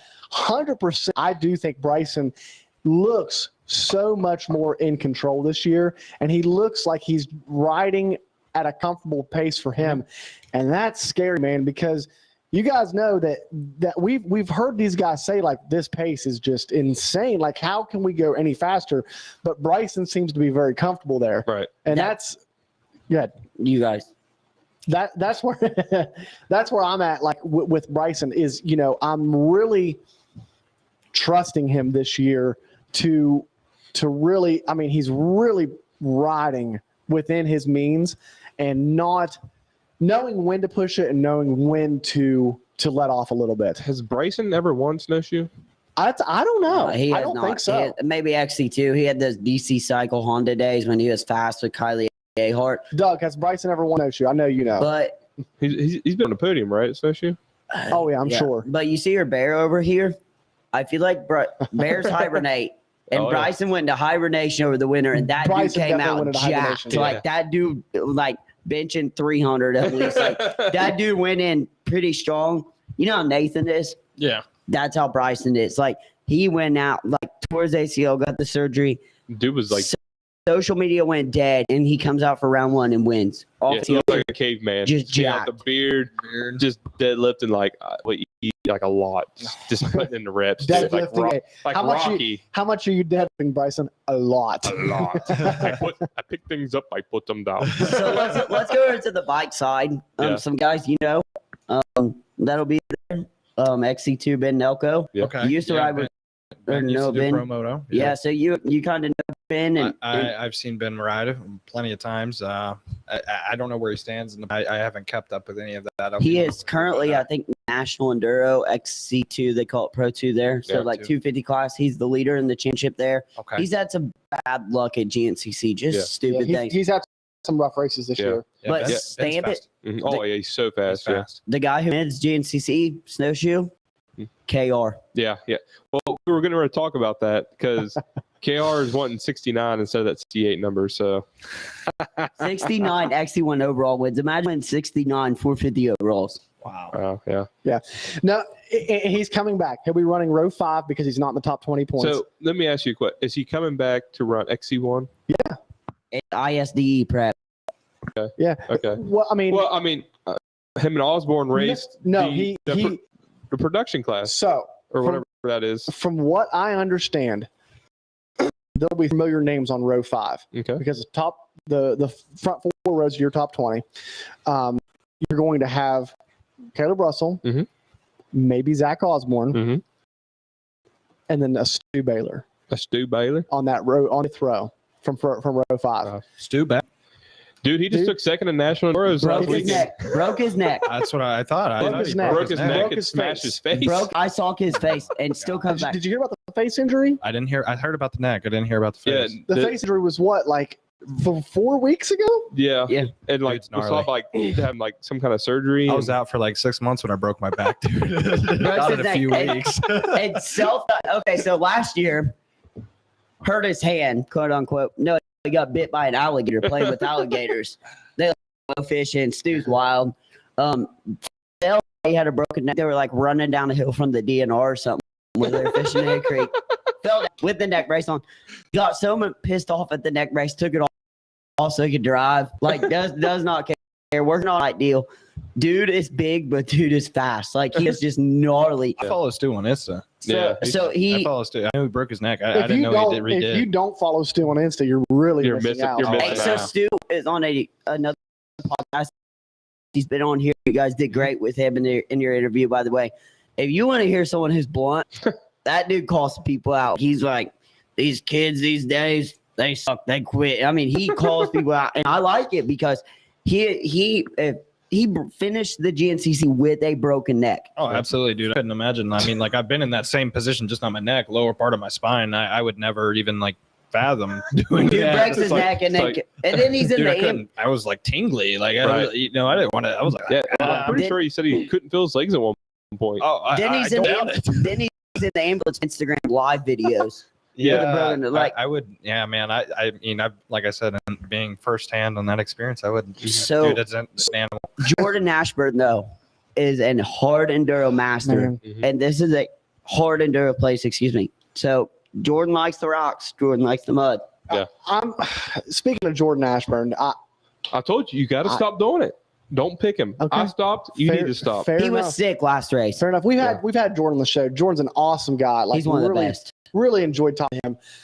I want to see him get a win. Right. I said this last weekend, and I hope I don't want to piss him off, but like we said that it almost doesn't matter who's at the race; he's going to finish third. Right. So here, He should be capitalizing on Ben Kelly being out this past few rounds and trying to take some wins. Right. And I know he's trying, but point, this is a very good track for him. Right. So Vincent, you'll understand this.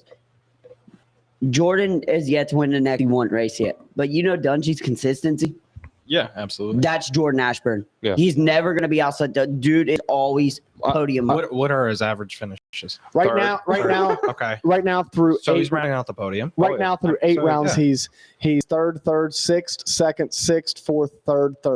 So He'll get it. Yeah. If he's consistently getting third, man, all he has to do is make, somebody's just going to make a mistake eventually. So my question is, being that there's an injury on the top 5, I believe that they hold that spot for Ben Kelly, and they only run 4 off the front row. Okay. If there's That's my understanding because it's top 20, so you don't progress. the Yeah, guy Even up. if he's not signed up. Yeah. even if he's not signed up, so they're going to so they don't start mixing rows up. Okay. So in the front row, you're going to have Jordan Ashburn, Trevor Bollinger, Craig DeLong, and Lyndon Snodgrass. What about is Trevor Racing's? He broke his hand. Yeah, I'm sure it's a question mark. I heard that he is going to be. He's prepping to run Snowshoe. Well, he probably is just because of where he is at in The points. championship. Yeah. Yeah. Like I said, it's a big question mark with Ben Kelly. We may have heard he might be coming back. Still don't know if he's gonna make it back after the break. But what about did anyone? Okay, I love Josh Strang, but comes back from being hurt and just all of a sudden wins a race. Did we ever expect that to like? Yeah, I mean, I really wasn't. I mean, You never can count him out. No. You never can out for sure, but he did only break his arm, so he was still able to. He never really lost his fitness. That like you know, he has the veteran experience. He knows when to push. He knows when to hold back. I mean, that's a 3-hour race. you know what really did it for him was riding the utility four-wheeler. Yeah, you saw that, right? Did you see that, Walker? Yeah, out there jumping it, and then With one arm. speaking of this, okay, so I'm in construction. You used to be Cross-country guys are construction. crazy, man. You know what a front loader is? Yeah. How I about saw them? that. How I about saw them? They're building the arena cross guys building a track the other night, and they jumped the front loader on purpose in the stadium. I saw that. I saw that. That's gnarly. That's why I showed that to my wife, and I was like, "See, this is why I don't hire people who work." I showed it to the safety guy at work, and I was like, "Do you approve of this?" He's like, "No." I lost it. I was laughing. So, do you guys know who's on row 2 at the Snowshoe? This is a very strong row. Ricky Russell. I'm saying that the win is going to come from row 2. Ricky Russell. Rough and rowdy. It's going to be Josh Toth, Grant Baylor, Oh, Josh Strang, Ricky Russell, and Ryder Lafferty. dude, Lafferty's three been good guys- this year. There's Lafferty. 3 guys right there that I'm going to say the win Grant. comes from. you know, everybody's probably gonna be talking about Stu, but I think Grant right now, 2 podiums in a row. and that dude is very You good. know another guy I'm worried about that's been riding and running some of these sprint He races? did not. Hey, just you. He got a 5th and a 2nd. I thought it was 2 podiums in a row too. Dude, you sure? You know, he's been running some of these sprint races coming back. I thought he got on the podium at John Penton. I did too. Did he not? You guys talk. Johnny- I thought for sure I saw him on the podium. Johnny Gerard may be back. Don't quote me. I've seen him riding. He has been riding. He won the U.S. Sprint, didn't he? So he's from the Northeast. He's one of those Northeast rippers. Oh. That dude is wicked. Like Those J-Day guys are nuts. He Yeah. came from J-Day, Yeah. and that dude is ridiculous fast. Doesn't know Is brakes. he from Massachusetts? New England. Dude, I want No, to. yeah, I'll try yeah, J-Day race. Massachusetts. That thing's All those those look new fun. Massachusetts dudes rip, man. Like, because they go like the Unadilla and stuff and run the motocross part, and then right. Southwick as well. and then hit a little bit of wood. Rensland's been running those. Luke Rensland. Yeah. Those would be fun. That would be I cool. like a good GP style track.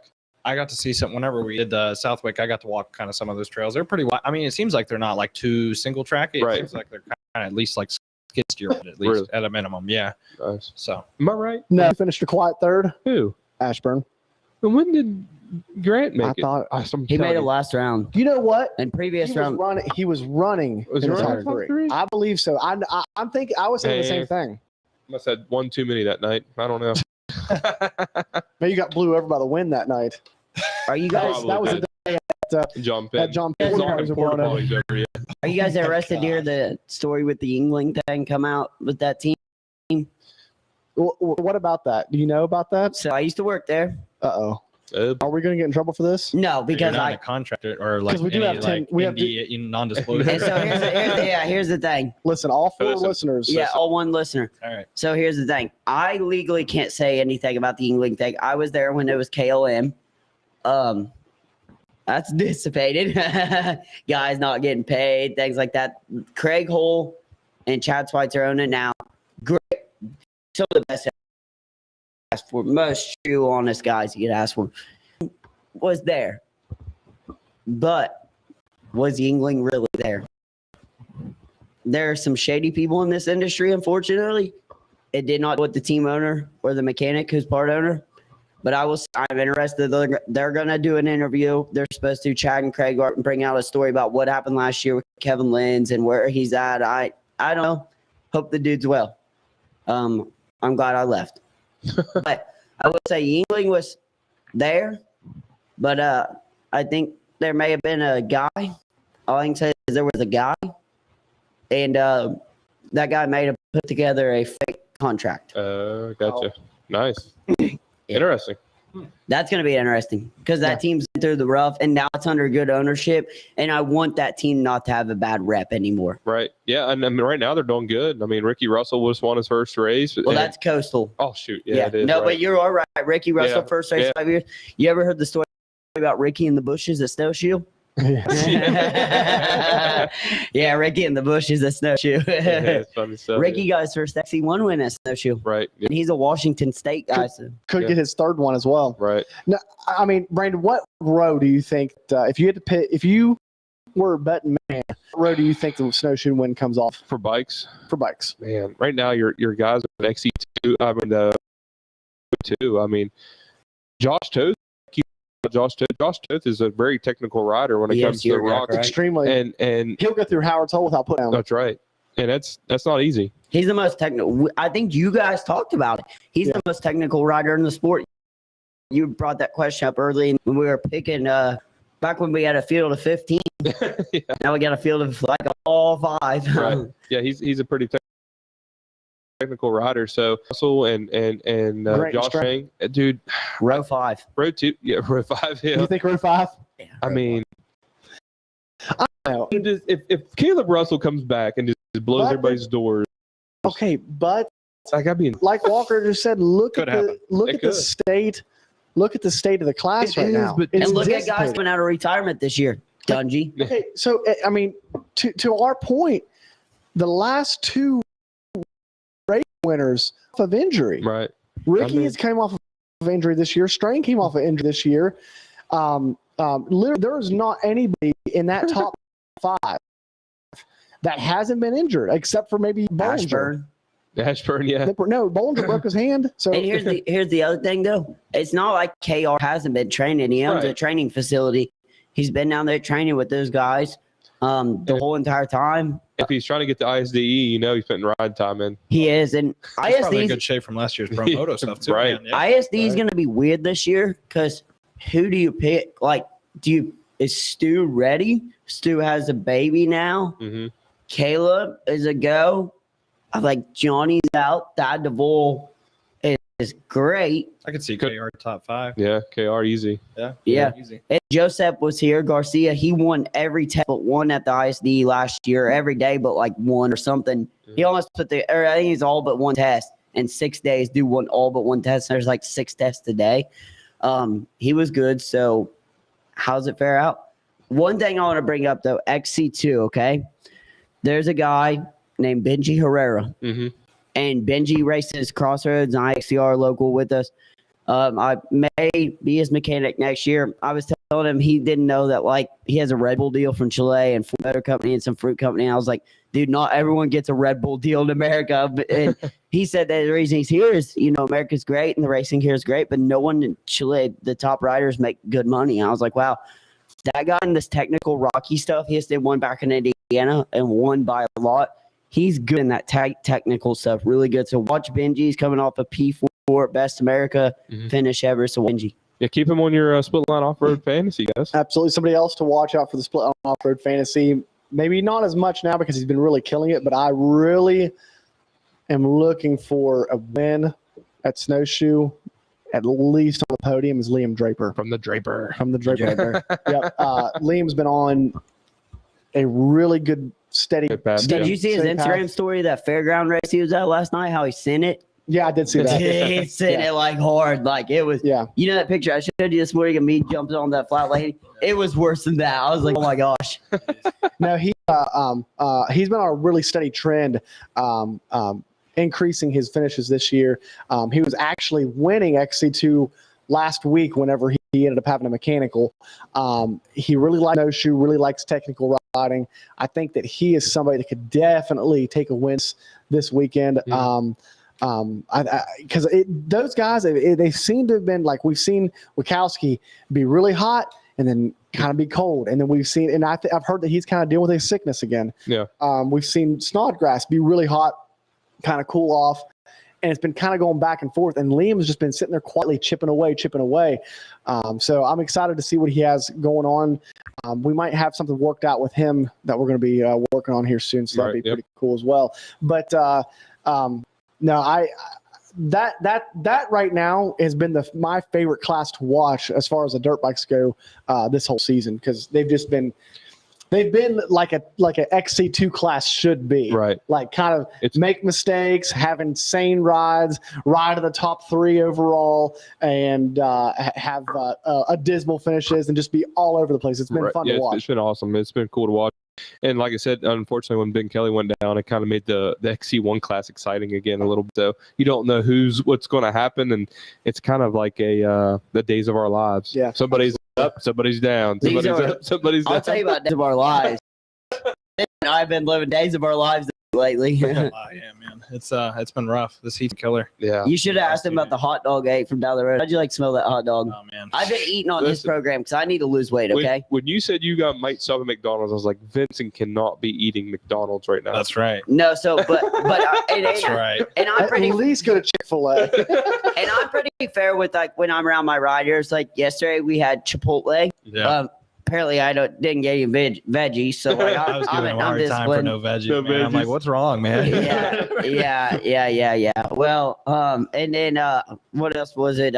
We ate at his family, Rosemary's Time. Absolutely. If you guys is it Rosemary's Preston Time? County. Yeah, it's Rosemary's Time. It is the best Mexican restaurant burrito I've ever had in my life. This thing is like this fat. So in Preston County or near within an hour. Hair scramble, man. Just go to Rosemary.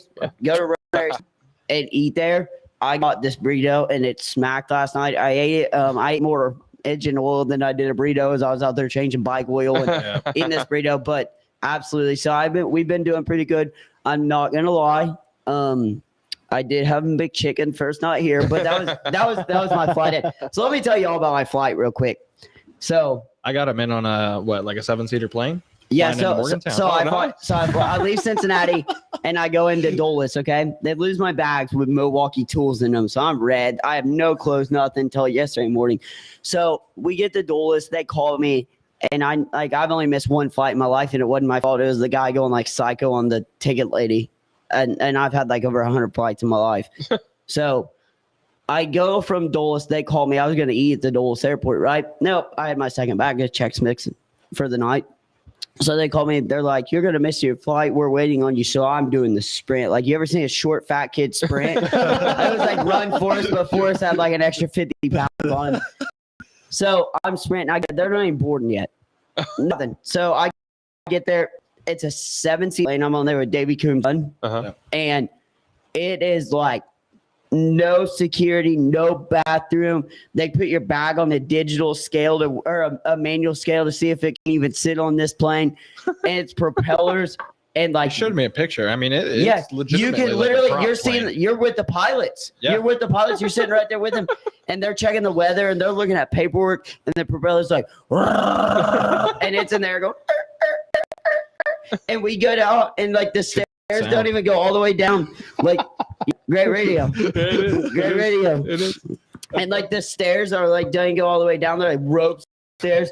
Dude, so 6 o'clock Monday morning, I have to fly back home. Yeah, right after the national. Right after. He's got to be on the plane at 6. Not us leaving at 6. He's got to be on the plane at 6. But it was either that or 10 o'clock Sunday night, which Father's Day. I want to go home home and see my dad. I want to become a dirt bike mechanic. I want to become a dirt bike mechanic when I grow up.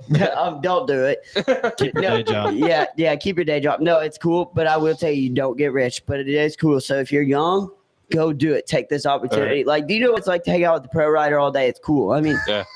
And you know, I'm not that cool, man. Not that cool. You got a cool dog and some cool goats. Thank you, man. Like, and the mechanic gets to feed the goats in the morning. That's part of the duty. That's part of the duty. Sweeping mud out of the driveway in the dark last night. So we pull up, and I was like, dude, we got to eat. I was like, there's no gas station. We went down to this janky gas station. The bathroom doors held open by some Rotella oil, like a jug of it. I was like, hot dog, please. It was one of the best gas station hot dogs I've ever smacked in my life. But boy, the privateer stories I can tell after this week, they're going to be wild. Like, we could do a whole show of privateer stories after this. Yeah, that's awesome, man. In the van, no AC. Dark. X-rated. X-rated. We're flying. You all listen to Pulp MX? Yeah. Oh, So you listen. I'm not gonna bring it up, but the show with Jim Hawley. Oh yeah. Yeah, we're flying the girls in from LA, boy. It was great, but no, like I'm hanging out the van with so like the is like Jack North. If you're ever gonna bring into our van, good luck getting in. You are not getting in. Good luck. I'm hanging out. There's a semi coming on us. I have no shirt on, hanging out. I'm like, yeah, you like that look? But man, we run a loose program. That's awesome. Yeah. I texted him. I said, I trust Vincent not to take some main more than I do us actually landing this plane safely. That's. It was funny. Are we responsible for this connection? Are we? You are. So reiterate this to me. So how did you three come into contact? Some janky radio show. Yeah. So I think it was from like he was I think he listens to the show, right? Yeah. I sit at Dairy Queen every week. That's why I look like this. Oh, okay. Yeah. I eat a Blizzard usually, and I listen. So he listens to the show, and I think he reached out to see if we knew anybody that needed a mechanic. Yeah. And for Lexington. For one race. Yeah. I was going to work for Chase Marquier, and he got COVID, and Buddy Brooks's rider was kind of online about coming. So I was like, split line guys will know someone. Yep. And I think it was actually me that responded. I said, yeah, the only one I might know. He's like, it was you. I was like, you know what? I was like, Vincent might be up for it. I'm taking all the credit if he gets, if he gets in the main event. But yeah. And I was like, dude, I think Vincent, he might want up for some money. He paid like $25,000 to win too. Yeah. And 800 was showing up. It was no laser gate, but I tell you what. So yeah. Yeah. So and then I was like, reach out to him and see if he might need some help. Yeah, absolutely, man. So last year it was actually kind of a weird situation. I bounced around with a lot of different people. Just basically race to race. There was no like set mechanic, So I was just kind of buddies that help you out here and there. Yeah. So yeah, it's actually better to have a more one-on-one relationship with somebody that's going to actually consistently be at these races rather than just somebody at random. You know what I mean? Because they don't really know. They don't know the they don't know the all the time program. And the bike needs this done, or we need to check this on the bike. And they were never there on like any practice days prior either. Right. So it's like just solely showing up to a race with somebody that hasn't even been a part of what I'm. And then you almost feel like you're inconvenienced, and then by asking them to do something. Yeah, right, exactly. 100%. And so I took a weird way. Most people go privateer to factory. I went factory to privateer, and that's my 11th year doing this. And we were talking today. Like I study every bit of the bike. I look at every part. Can we cut those engine mounts down? Can we drill a hole this size and everything? And hopefully we're not cutting too. Yeah. But wait, what are we cutting? Excuse me. MX Sports will want paid for that. so no, I've been with factory teams and factory supported satellite teams. So like he has someone legit there, and it reminds me of the days in Cali where I was pounding pit boards, man, and just yelling. And so it's cool, that he feel like, man, he actually has someone legit now and in his corner, and I know how to push him. And I may piss him off, but I'm going to yell at him, push him to where he needs to be. And I want him so bad. We're here to make that main. Yeah. I have nothing else to make the main. That's like a dream, a childhood dream. I mean, I've known you since Right. You're in Mid Valley. Yeah. Yeah, man. I mean, it's obviously next door to where Man. you guys have the show here. Right. But yeah, man, I've known you for a long time. Probably I've been racing. This is like my 14th year, or even think racing dirt bikes. Probably, yeah. I mean, dude, this is pre-2010, pre-2010. Yeah. 2022. So yeah, it's crazy. I mean, just man, I miss that place so much. Yeah, Pyramid we were just talking about that miss 20 that minutes place. ago, or before the show started. Right. I miss that place. And one thing about privateer mechanics, you get to wear Walmart shoes to the track. Check these bad boys out. Like, it is privateer Dollar General. We've been like $4 General, some snacks, whatever we need. It's boy, that's why I live my life all the time. So privateer all the way, baby. I've never seen so many Dollar Generals and Circle K's in my life. Oh yeah, down here. yeah, Man. they're They put a Dollar General. It's like a Walmart. Hey, so speaking of Pyramid Valley, I want to touch back on that. Who owns that property? I'm not sure the name. I know a lady had bought it, and as far as they're just using it. It was supposed to be, I think, for somebody to ride on and to hunt on.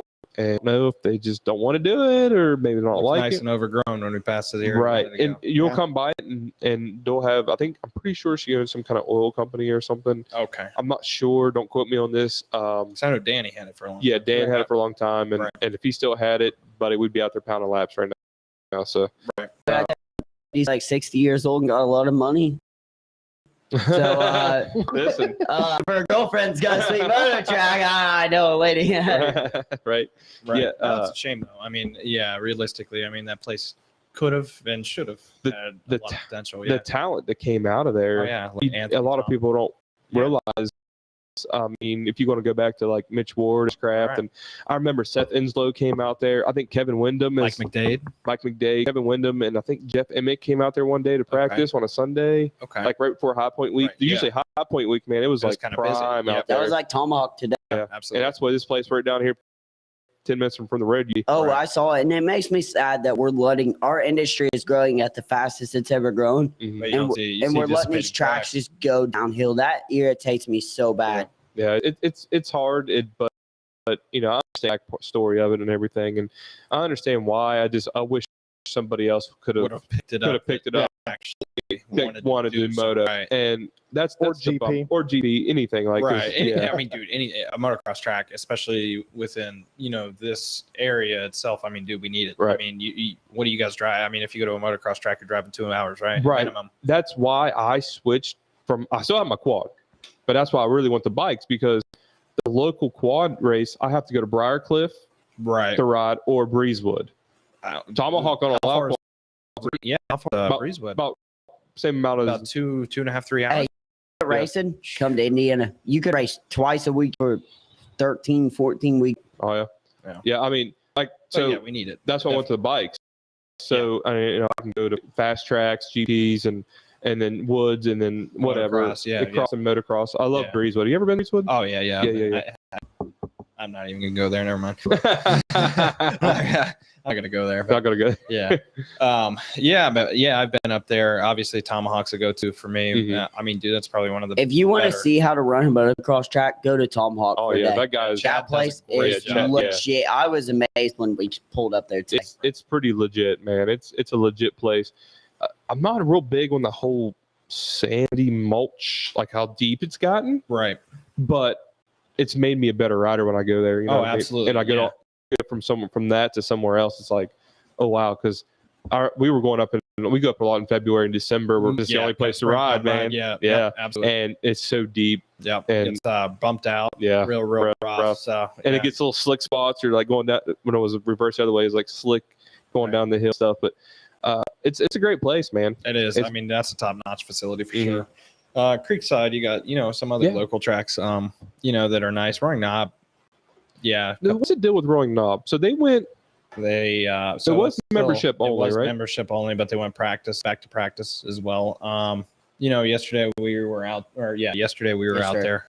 It wasn't. I mean, dude, obviously, the current situation. I'm not going to go in depth on that, but just with everything, I mean, dude, it's still somewhere to ride, I guess. Yeah, right. As it's close to me, 45 minutes from my house. I mean, I make use of that. Be just, simply for convenience. Have you been up to track 93? I have. Okay.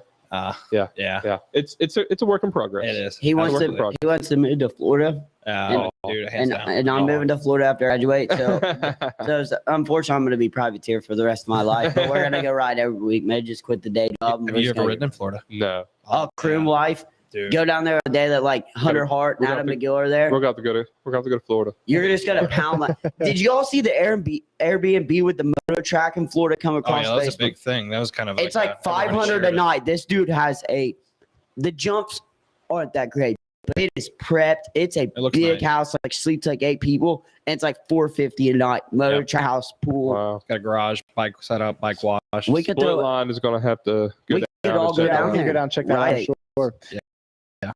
Master Vincent Oh. Hetrick. Oh. Is that who we're talking I about? don't know. Who's Joel? Vincent or Joel. Joel Hetrick, number 2, Trying to think quad who's Vincent. moto. I'm trying to think who's he? You're talking about Vincent. Yeah. Which other Joel? Are we talking about Joel? I'm Hetrick? assuming Joel Hetrick. I don't know. the carpenter. Because doesn't Joel practice at Breezewood? Hetrick all day Yeah, long. He's a Hetrick. national champion. Oh, yeah. Are we talking about? Probably Breezewood. Probably Breezewood. Gotcha. Are we talking about Joel Well- Hetrick, the electrician? Y'all know the story about how they he's an electrician. So up at Breezewood, did they allow quads and bikes at Yes, the same time? Yeah. Okay. Yeah. So it's. I mean, that's That's why I usually go on a Friday. Like you have to take a day off work and go up because it's not as packed. But you usually get the fast quad guys that show up too. But that's when Joel's out there, everybody's just watching because that kid just yeah. Well, usually when he's there, he's got like 4 or 5 guys with him. yeah. You know quick who's and- smooth as silk on the track, and I know he's gonna go do World Supercross, but you get mad watching him ride. Brayton, Mhm. that dude is so smooth on like club, like. You should hear Phil talk, Nicoletti, when Brayton's out there riding. Phil is unhappy cat. Yeah, right. Yeah, for sure. Yeah. So let's jump into High Point real quick. I want to know what your guys' podiums are for 250, 450 class, and then we're going to do the GNCC podiums. And Vincent, you got to pick a ATV Our podium. podium, since we have one more show before the. I'll be honest, I don't even know who's running ATV. Yikes. I'll show you a list. He's like, There's this really fast guy named Walter Fowler. Okay. He you got so he's kind of cool. yeah. He rides Blue Crew. So we'll do the motocross first. Though. Okay. Yeah. We won't do our picks yet For Snowshoe, for Snowshoe. Yeah. We won't do our picks yet for Snowshoe. but because we got one more show. You guys Yeah. got picks for hype, and I take it. We always got picks for High Point, right? Yeah, in I'm my head, always you know? ready. I'm always ready. Let's hear. All right. So we'll go 250. We'll go round robin. How about that? I'll do my 2. You do. That sounds okay. good. All right. 250. Man, it's hard to not the bet on a Lawrence, but Justin Cooper usually rides pretty good there. And then you know what? I'm gonna go Levi Kitchen. Levi Kitchen. The kitchen demand is on fire, so it's getting hot like it is in here. And Should we talk like TV does? Call them kitchens. Yeah, kitchens. Levi Kitchens. So I'm gonna go Levi Kitchen, Jet Lawrence, and Hunter Lawrence. Okay. I'm gonna go Hunter Lawrence. I think Hunter Lawrence gets a win Thanks. here. He's gotten. I'm pretty sure he won here before his brother was even racing pro. Maybe. So he's already proven himself at this track. I think Hunter is tired of getting beat by little bro. So I think Hunter's will take the win. I think it's both Lawrence brothers, 1-2, and then Coop in third. So, Okay. I'm gonna go Jet. Maybe Mosman. Second place. Yeah, I like it. Mosman was riding He good. rode good last weekend. Yeah. Mosman, and then for third, I would probably say Justin Coop. Cooper. Yeah. So I'm going Hunter. Actually, I take that back. I'm gonna go Justin Cooper. I think he's from New York. Goes This East Coast. this suits him well. Right. I think that you see Hunter on as further as you get, he's faster because he's more crafty, and these tracks are crafty tracks. It's not just hard pack one line; they're crafty tracks. Yeah. And I think Jet gets third. Change mine real quick. Oh, geez. I'm going RJ. RJ He's not back. racing. Wait. That's right. No, tag on it. He only got us as long. I mean, Claps as long. But you're gonna see some guy go 3-3 and end up 4th overall. That's what happened last weekend. 3-3 and got 4th overall. Right. Time out. Some of us were not quite. Listen, no excuses. I was in Nashville over the weekend. Yeah, that was my He's at excuse. CMA Fest. Yeah. Oh, okay. Yeah. That's cool. That's cool. That's Like, sick. I went down there for that or for the draft. Not that, but I've been to an event like that. But I was down there in Nashville for Soupy, and then I've been to an event like that. But the NFL draft in Nashville was cool. Nashville was awesome. It was pretty. It was pretty sweet. You guys don't want to hear about that though. No. What's with the 450s? 450s. This is, man, I tell you what, Caroli won't go 1-1, but he ends up with the overall over the weekend. You think, man? Yeah. Listen, come on. High Point, go back. Ken Roxon, GP guy. GPs. I know. Muskin, Roxon, Ferrandis, all those guys. Osborne is usually tough there, but he ran GPs a lot. Yeah, man. Did we? Brandis it was a broken thumb. He had to have surgery. Oh, did he end up doing surgery? I was going to call bluff if it was just broken thumb. Yeah. Okay. He actually had to have surgery. That's why he just pulled out of the series. You guys are smarter than I am. Oh, dude, it's just whatever. Keeping up on That's right. Yep. I'm out here riding in vans with no air, so I don't have time.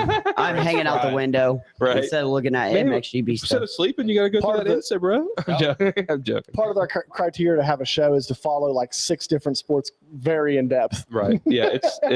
With us not being like standard to just one little sport, like just either bikes or quads or just all the bikes. I like how you guys talk like the bottleneck guys, DQ, I keep those are my buddies, and I like how you guys talk GNCC a lot too, and make it about like the privateers, not just one guy, Caleb Russell or Ben Kelly, Right. you guys switch it up. So I like it. Yeah. So Caroli with the overall, with Tomac in second, and I got to put Ken Roxon in third.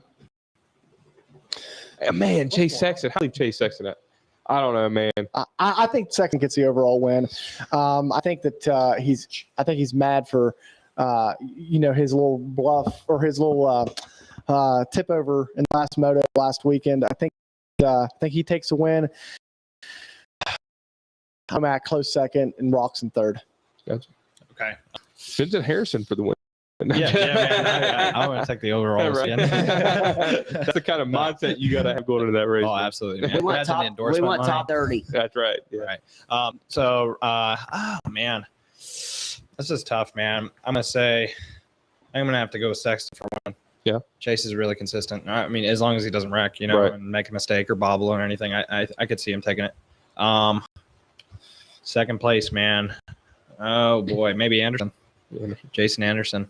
As long as he's riding, he's got that flow, man. Yeah. He looks good. He's been on it. Looks good. He's been on it. I could see that for a good second. Maybe Rock's in third. Yeah. I was going to put Anderson in my top 3, but my only hesitation on him is the fact that this is the first East round. Right. I want to see him run the way he's been running on the West Coast. On the West and Coast. he did smoke that track marker with his hand on the second moto.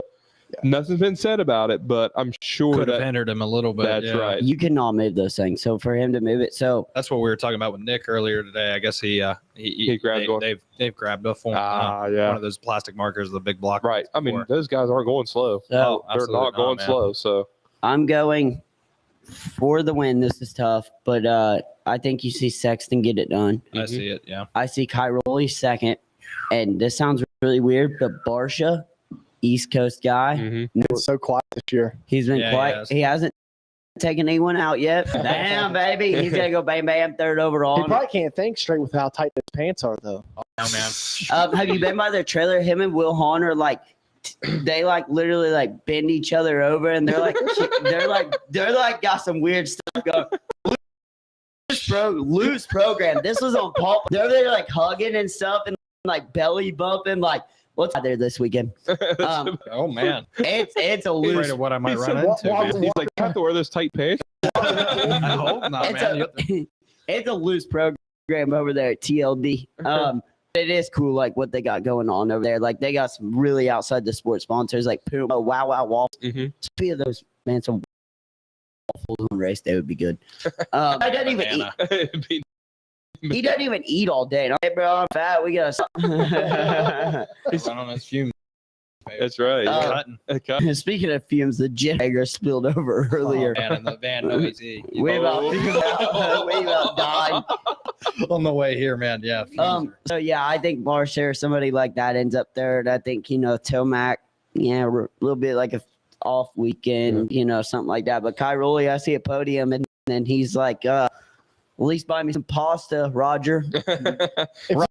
The show, we would have some. We some pretty good drops. We have some pretty good drops. Listen.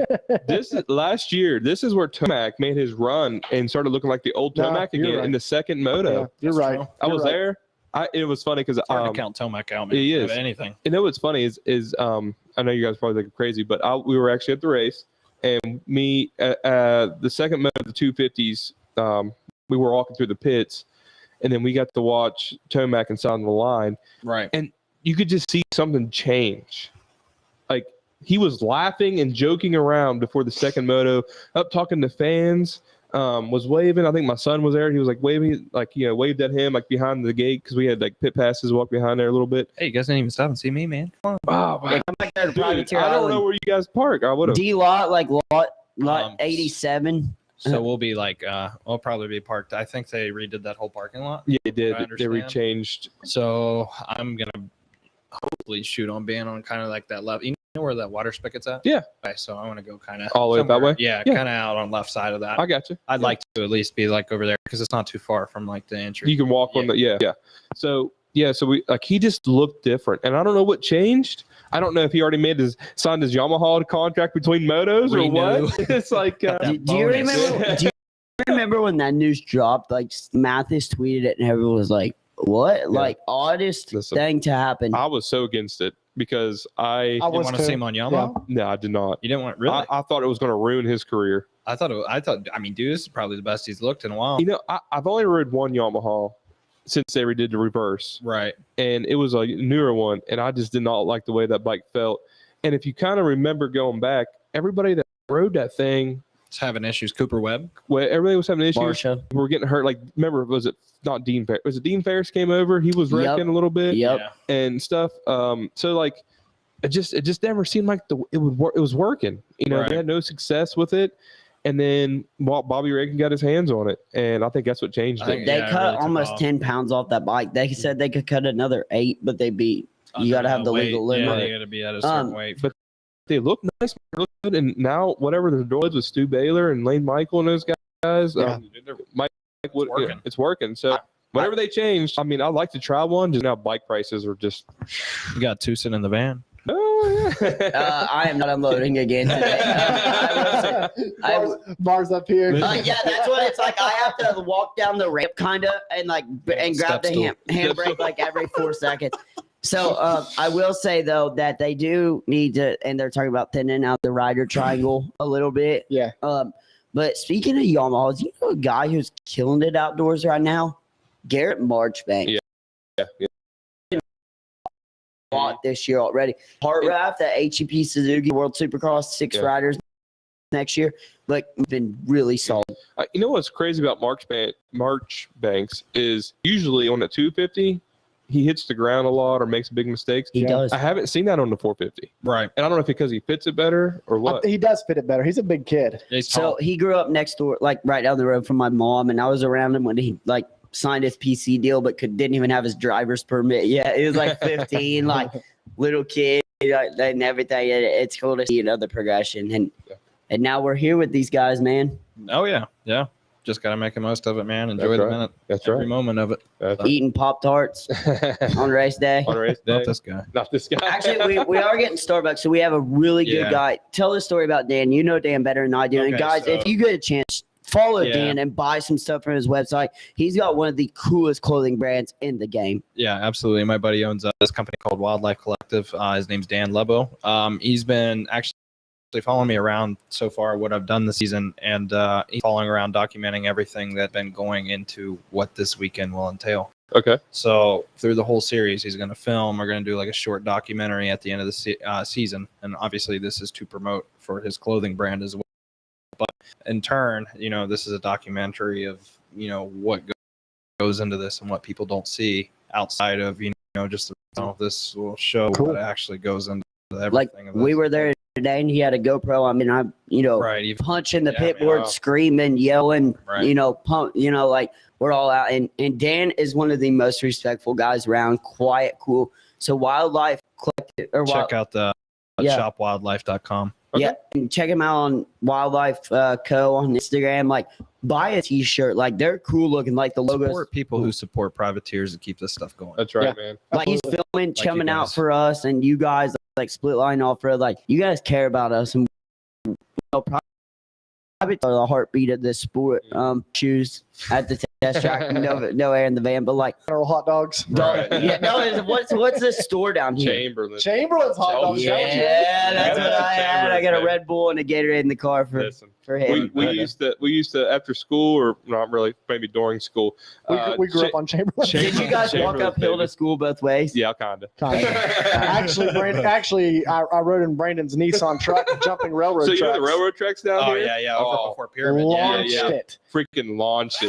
On a Nissan Frontier, probably doing about 85. Wow. Sending it. Jeez. And then I got home and Dad was like, dude, what? Like, how'd you break your exhaust hangers? I'm like, I don't know, Dad. I don't know, Dad. That's awesome. If you drove down Vincent's road that he lives on, you break your suspension too. We thought about suspension tuning on his road. Like, there's holes like this deep. That's welcome to West Virginia, baby. Yeah, absolutely. No, so follow Dan definitely and watch this video that comes out. It's gonna be super cool, guys. Yeah, it's gonna do a weekend to weekend show. Like, he's coming out to all of our test days and stuff. That's cool. Oh, cool. Nice. That's cool. Sweet. Yeah, that's exciting. I'll be tuning in, and send us a link, and we'll share it on the page as well for sure. Okay. So GNCC Snowshoe. Walker, your picks for ATVs and dirt bikes, while I let Vincent look at the top 20. So Walker wins. Okay. Here's the Adam and Jeremy, is it Fihan? Fihan. I like that. Do you know why that you almost wanted to say Fihan? Why? It's because this guy. Okay. This guy, he won't stop. Well, hey. Devin's our boy. Everyone calls him Aaron Plessinger. It's Plessinger. Yeah. Everyone calls him Plessinger, though. It's Plessinger. But Devin, I like Devin. He takes care of his own stuff. He has my old race number 7. Kid's super respectful, hard work ethic.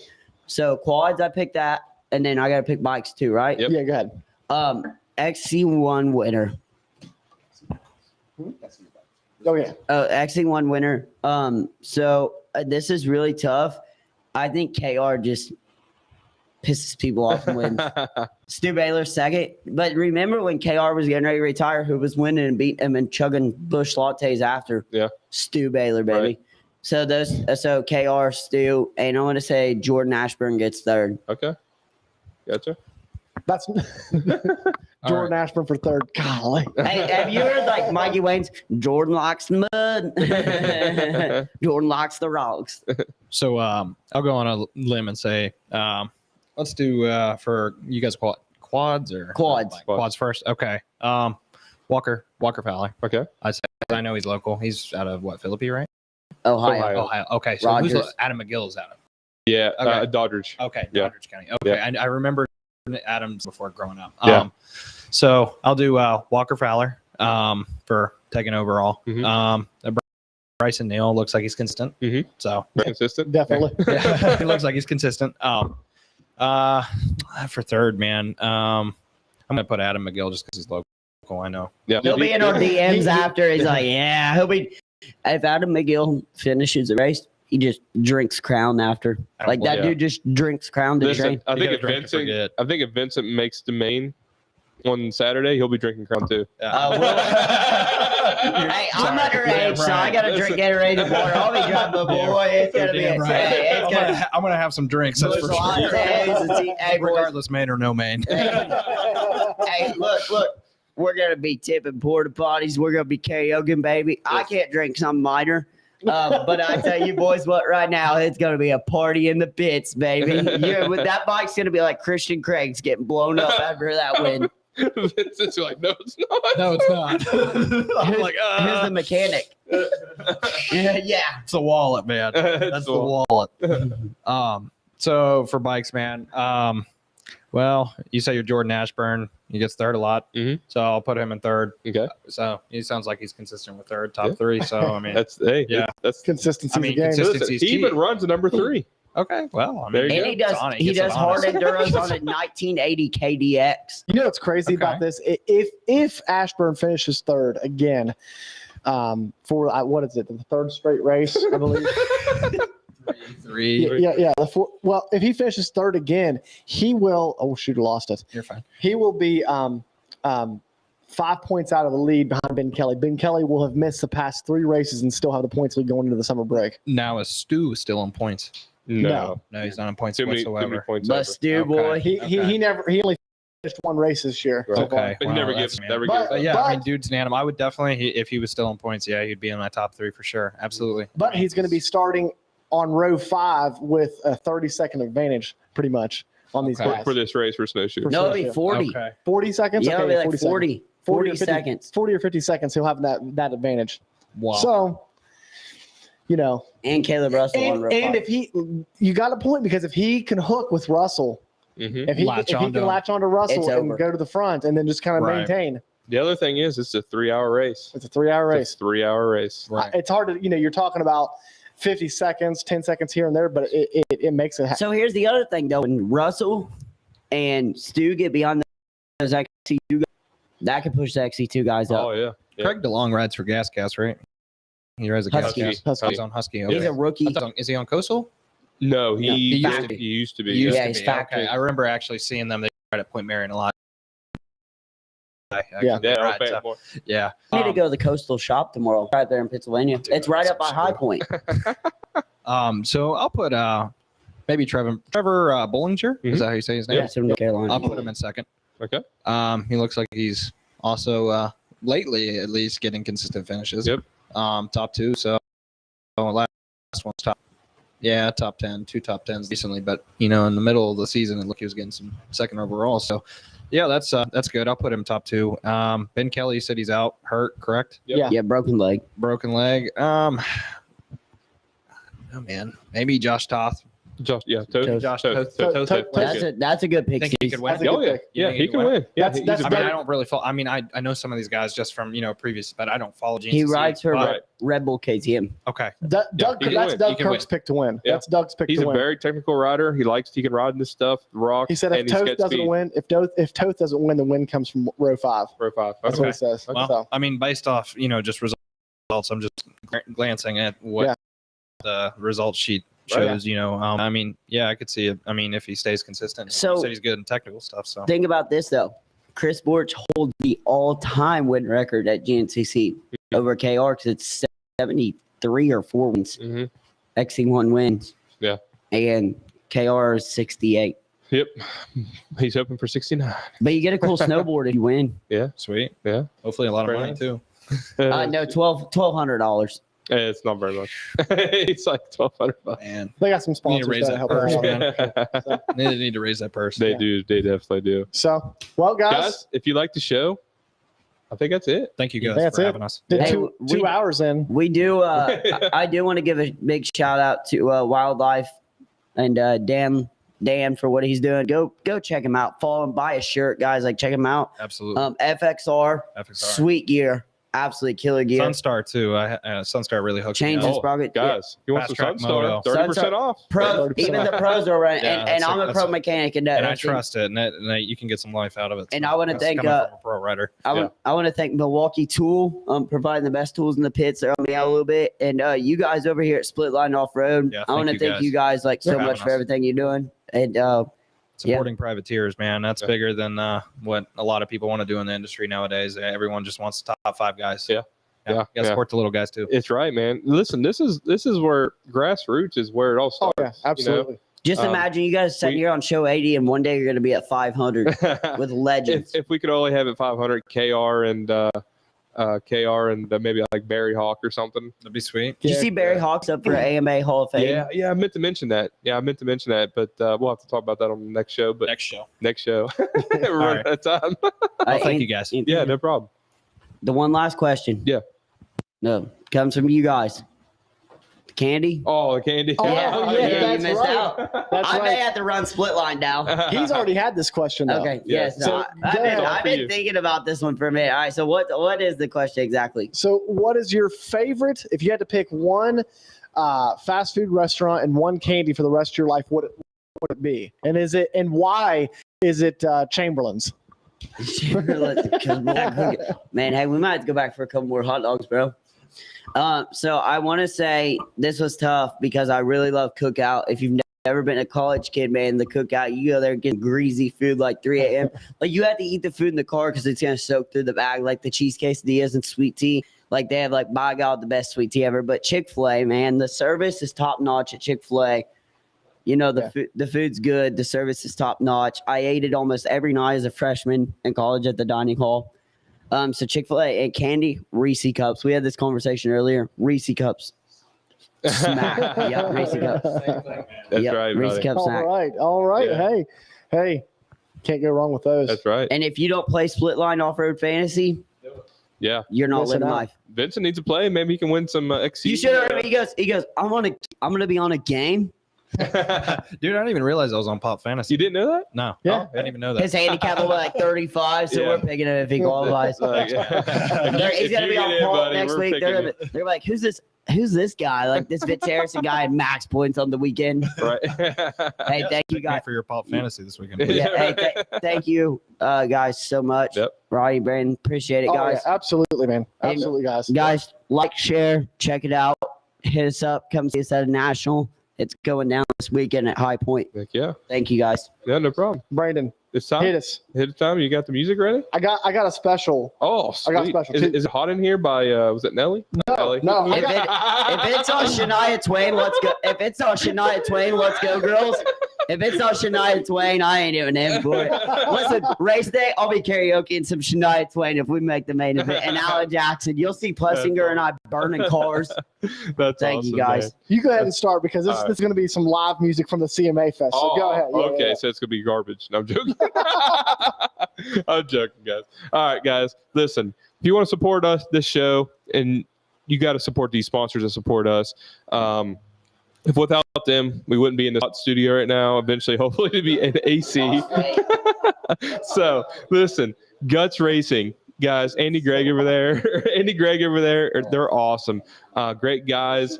The seats over there are amazing. The performance is amazing. Vincent's gonna have to start running those things because We'll get you hooked up. yeah. We'll get you hooked If you up. want to be like Joel Hetrick or any of the Husqvarna team, run them. Seal Savers, Mason over Seal Savers, guys, awesome. I run them. I run them every race. I do. Save your forks, save your seals. Save 25% off. Already affordable prices. Yep. Split line code. Split line Capital code, S. Capital S. Split line. We'll save you 20. Split line 25, right? 25%. No, just split line. Is it? Oh, okay, yeah. Yeah, it's just split line.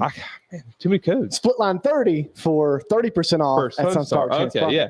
So listen, and over there, you guys get some palm savers, peg savers, watch savers. If Yep. you're out and you want to get your watch tore up, they have like a little cover to go over it. Yeah. See, so head over there to Seal Savers, and Mason will take care of you guys. Sunstar Chain and Sprockets, the best there is. Case hardened steel. Case hardened steel. That's the way we like it. Split line 30 is code for 30% off. I think everybody in here can say that Sunstars is awesome. 100%. All right. So save you 30% off.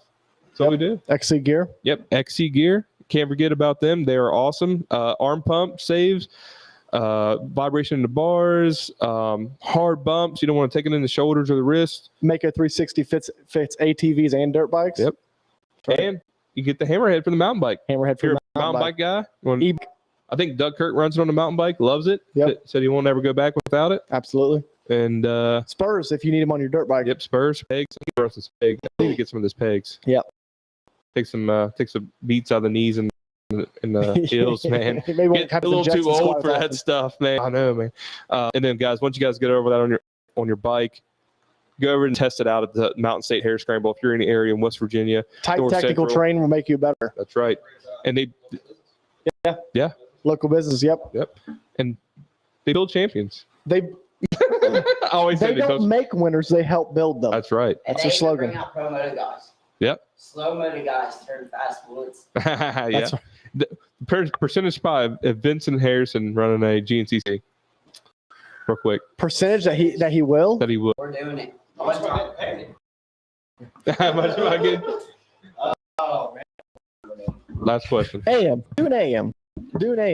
Man, someone loaning me a bike? CJ Raceway? I mean, well, is that the last race? It's the last race. I can run. Ironman's What's a last. non-point paying class? Because I think I have to run XC1. Industry. Okay. Or you can just run Trail Rider. October 8th and 9th. Somebody gives me a bike for this. I'm down. October 8th. October 8th and 9th. Okay. Yeah. Brandon, how hard was not hard. He's gonna suck me in doing this now. I'm gonna type GNCC, and he's gonna be like, I'm gonna have to At toss least it's him. in my backyard. Yeah. Yeah, it's right in your backyard. He won't be walking for a week after. October 8th, 9th, and See if I can think make it. it'll be fun. 2 hours. We'll pitch you. Listen, if I can do it, you can do it. Okay. I promise. All right. Dusty Gator says run industry. Run industry? Yeah, he would Okay. go. Yeah. Okay. Yep, that's what I would do. Yeah, because I can't run XC1. You gotta try dude. I'll it, get man. smoked. I told him with how bad the field is depleted right now, he could go out there and get like 6 Yeah, and be like, dude, I got 6 Tell in you an what, X man, and At one. at one point, you could have got top 5 or top 10 at one point. An XC1. Next Yeah. one. Yeah. Top 10. Oh, man. First race, top 10. No. That's how crazy. Yeah, it's I would be even down to an- run an industry class. There you go. Yeah. And even in the AM race, though, man, those girls are hauling, aren't they, Brandon? Dude, those girls are quick. They're going to put it on me. Dude. I suck Dude, at riding woods, man. I'll be honest. They put it on Travis Pastrana and Ryan Sipes. So what do you think? Oh, yeah, they're definitely going to put it on me then. They're definitely going to put it on me, man. Ryan's still fast, so. All right, man. So, all right, guys, that's a show. That's a wrap for episode 80. Want to thank all of our sponsors again for supporting us, supporting this show, supporting the fact that we can get these guys in. Want to thank Vincent Harrison, Walker Taylor for coming in tonight. Great show, guys. And next week we'll be back to talking GNCC. We got some special guests lined up for you guys. And episode 80. 80. Hang on, let me get this music started. I know. I thought you were supposed to be doing it like a long time ago. Oh, why is it not playing? Oh, do you got it turned off? No. That's weird. Maybe because I'm. That's Fenberg. That's scary. Nothing? Nothing. He broke your phone. Really? There we go. All right, guys. Split line out. Peace.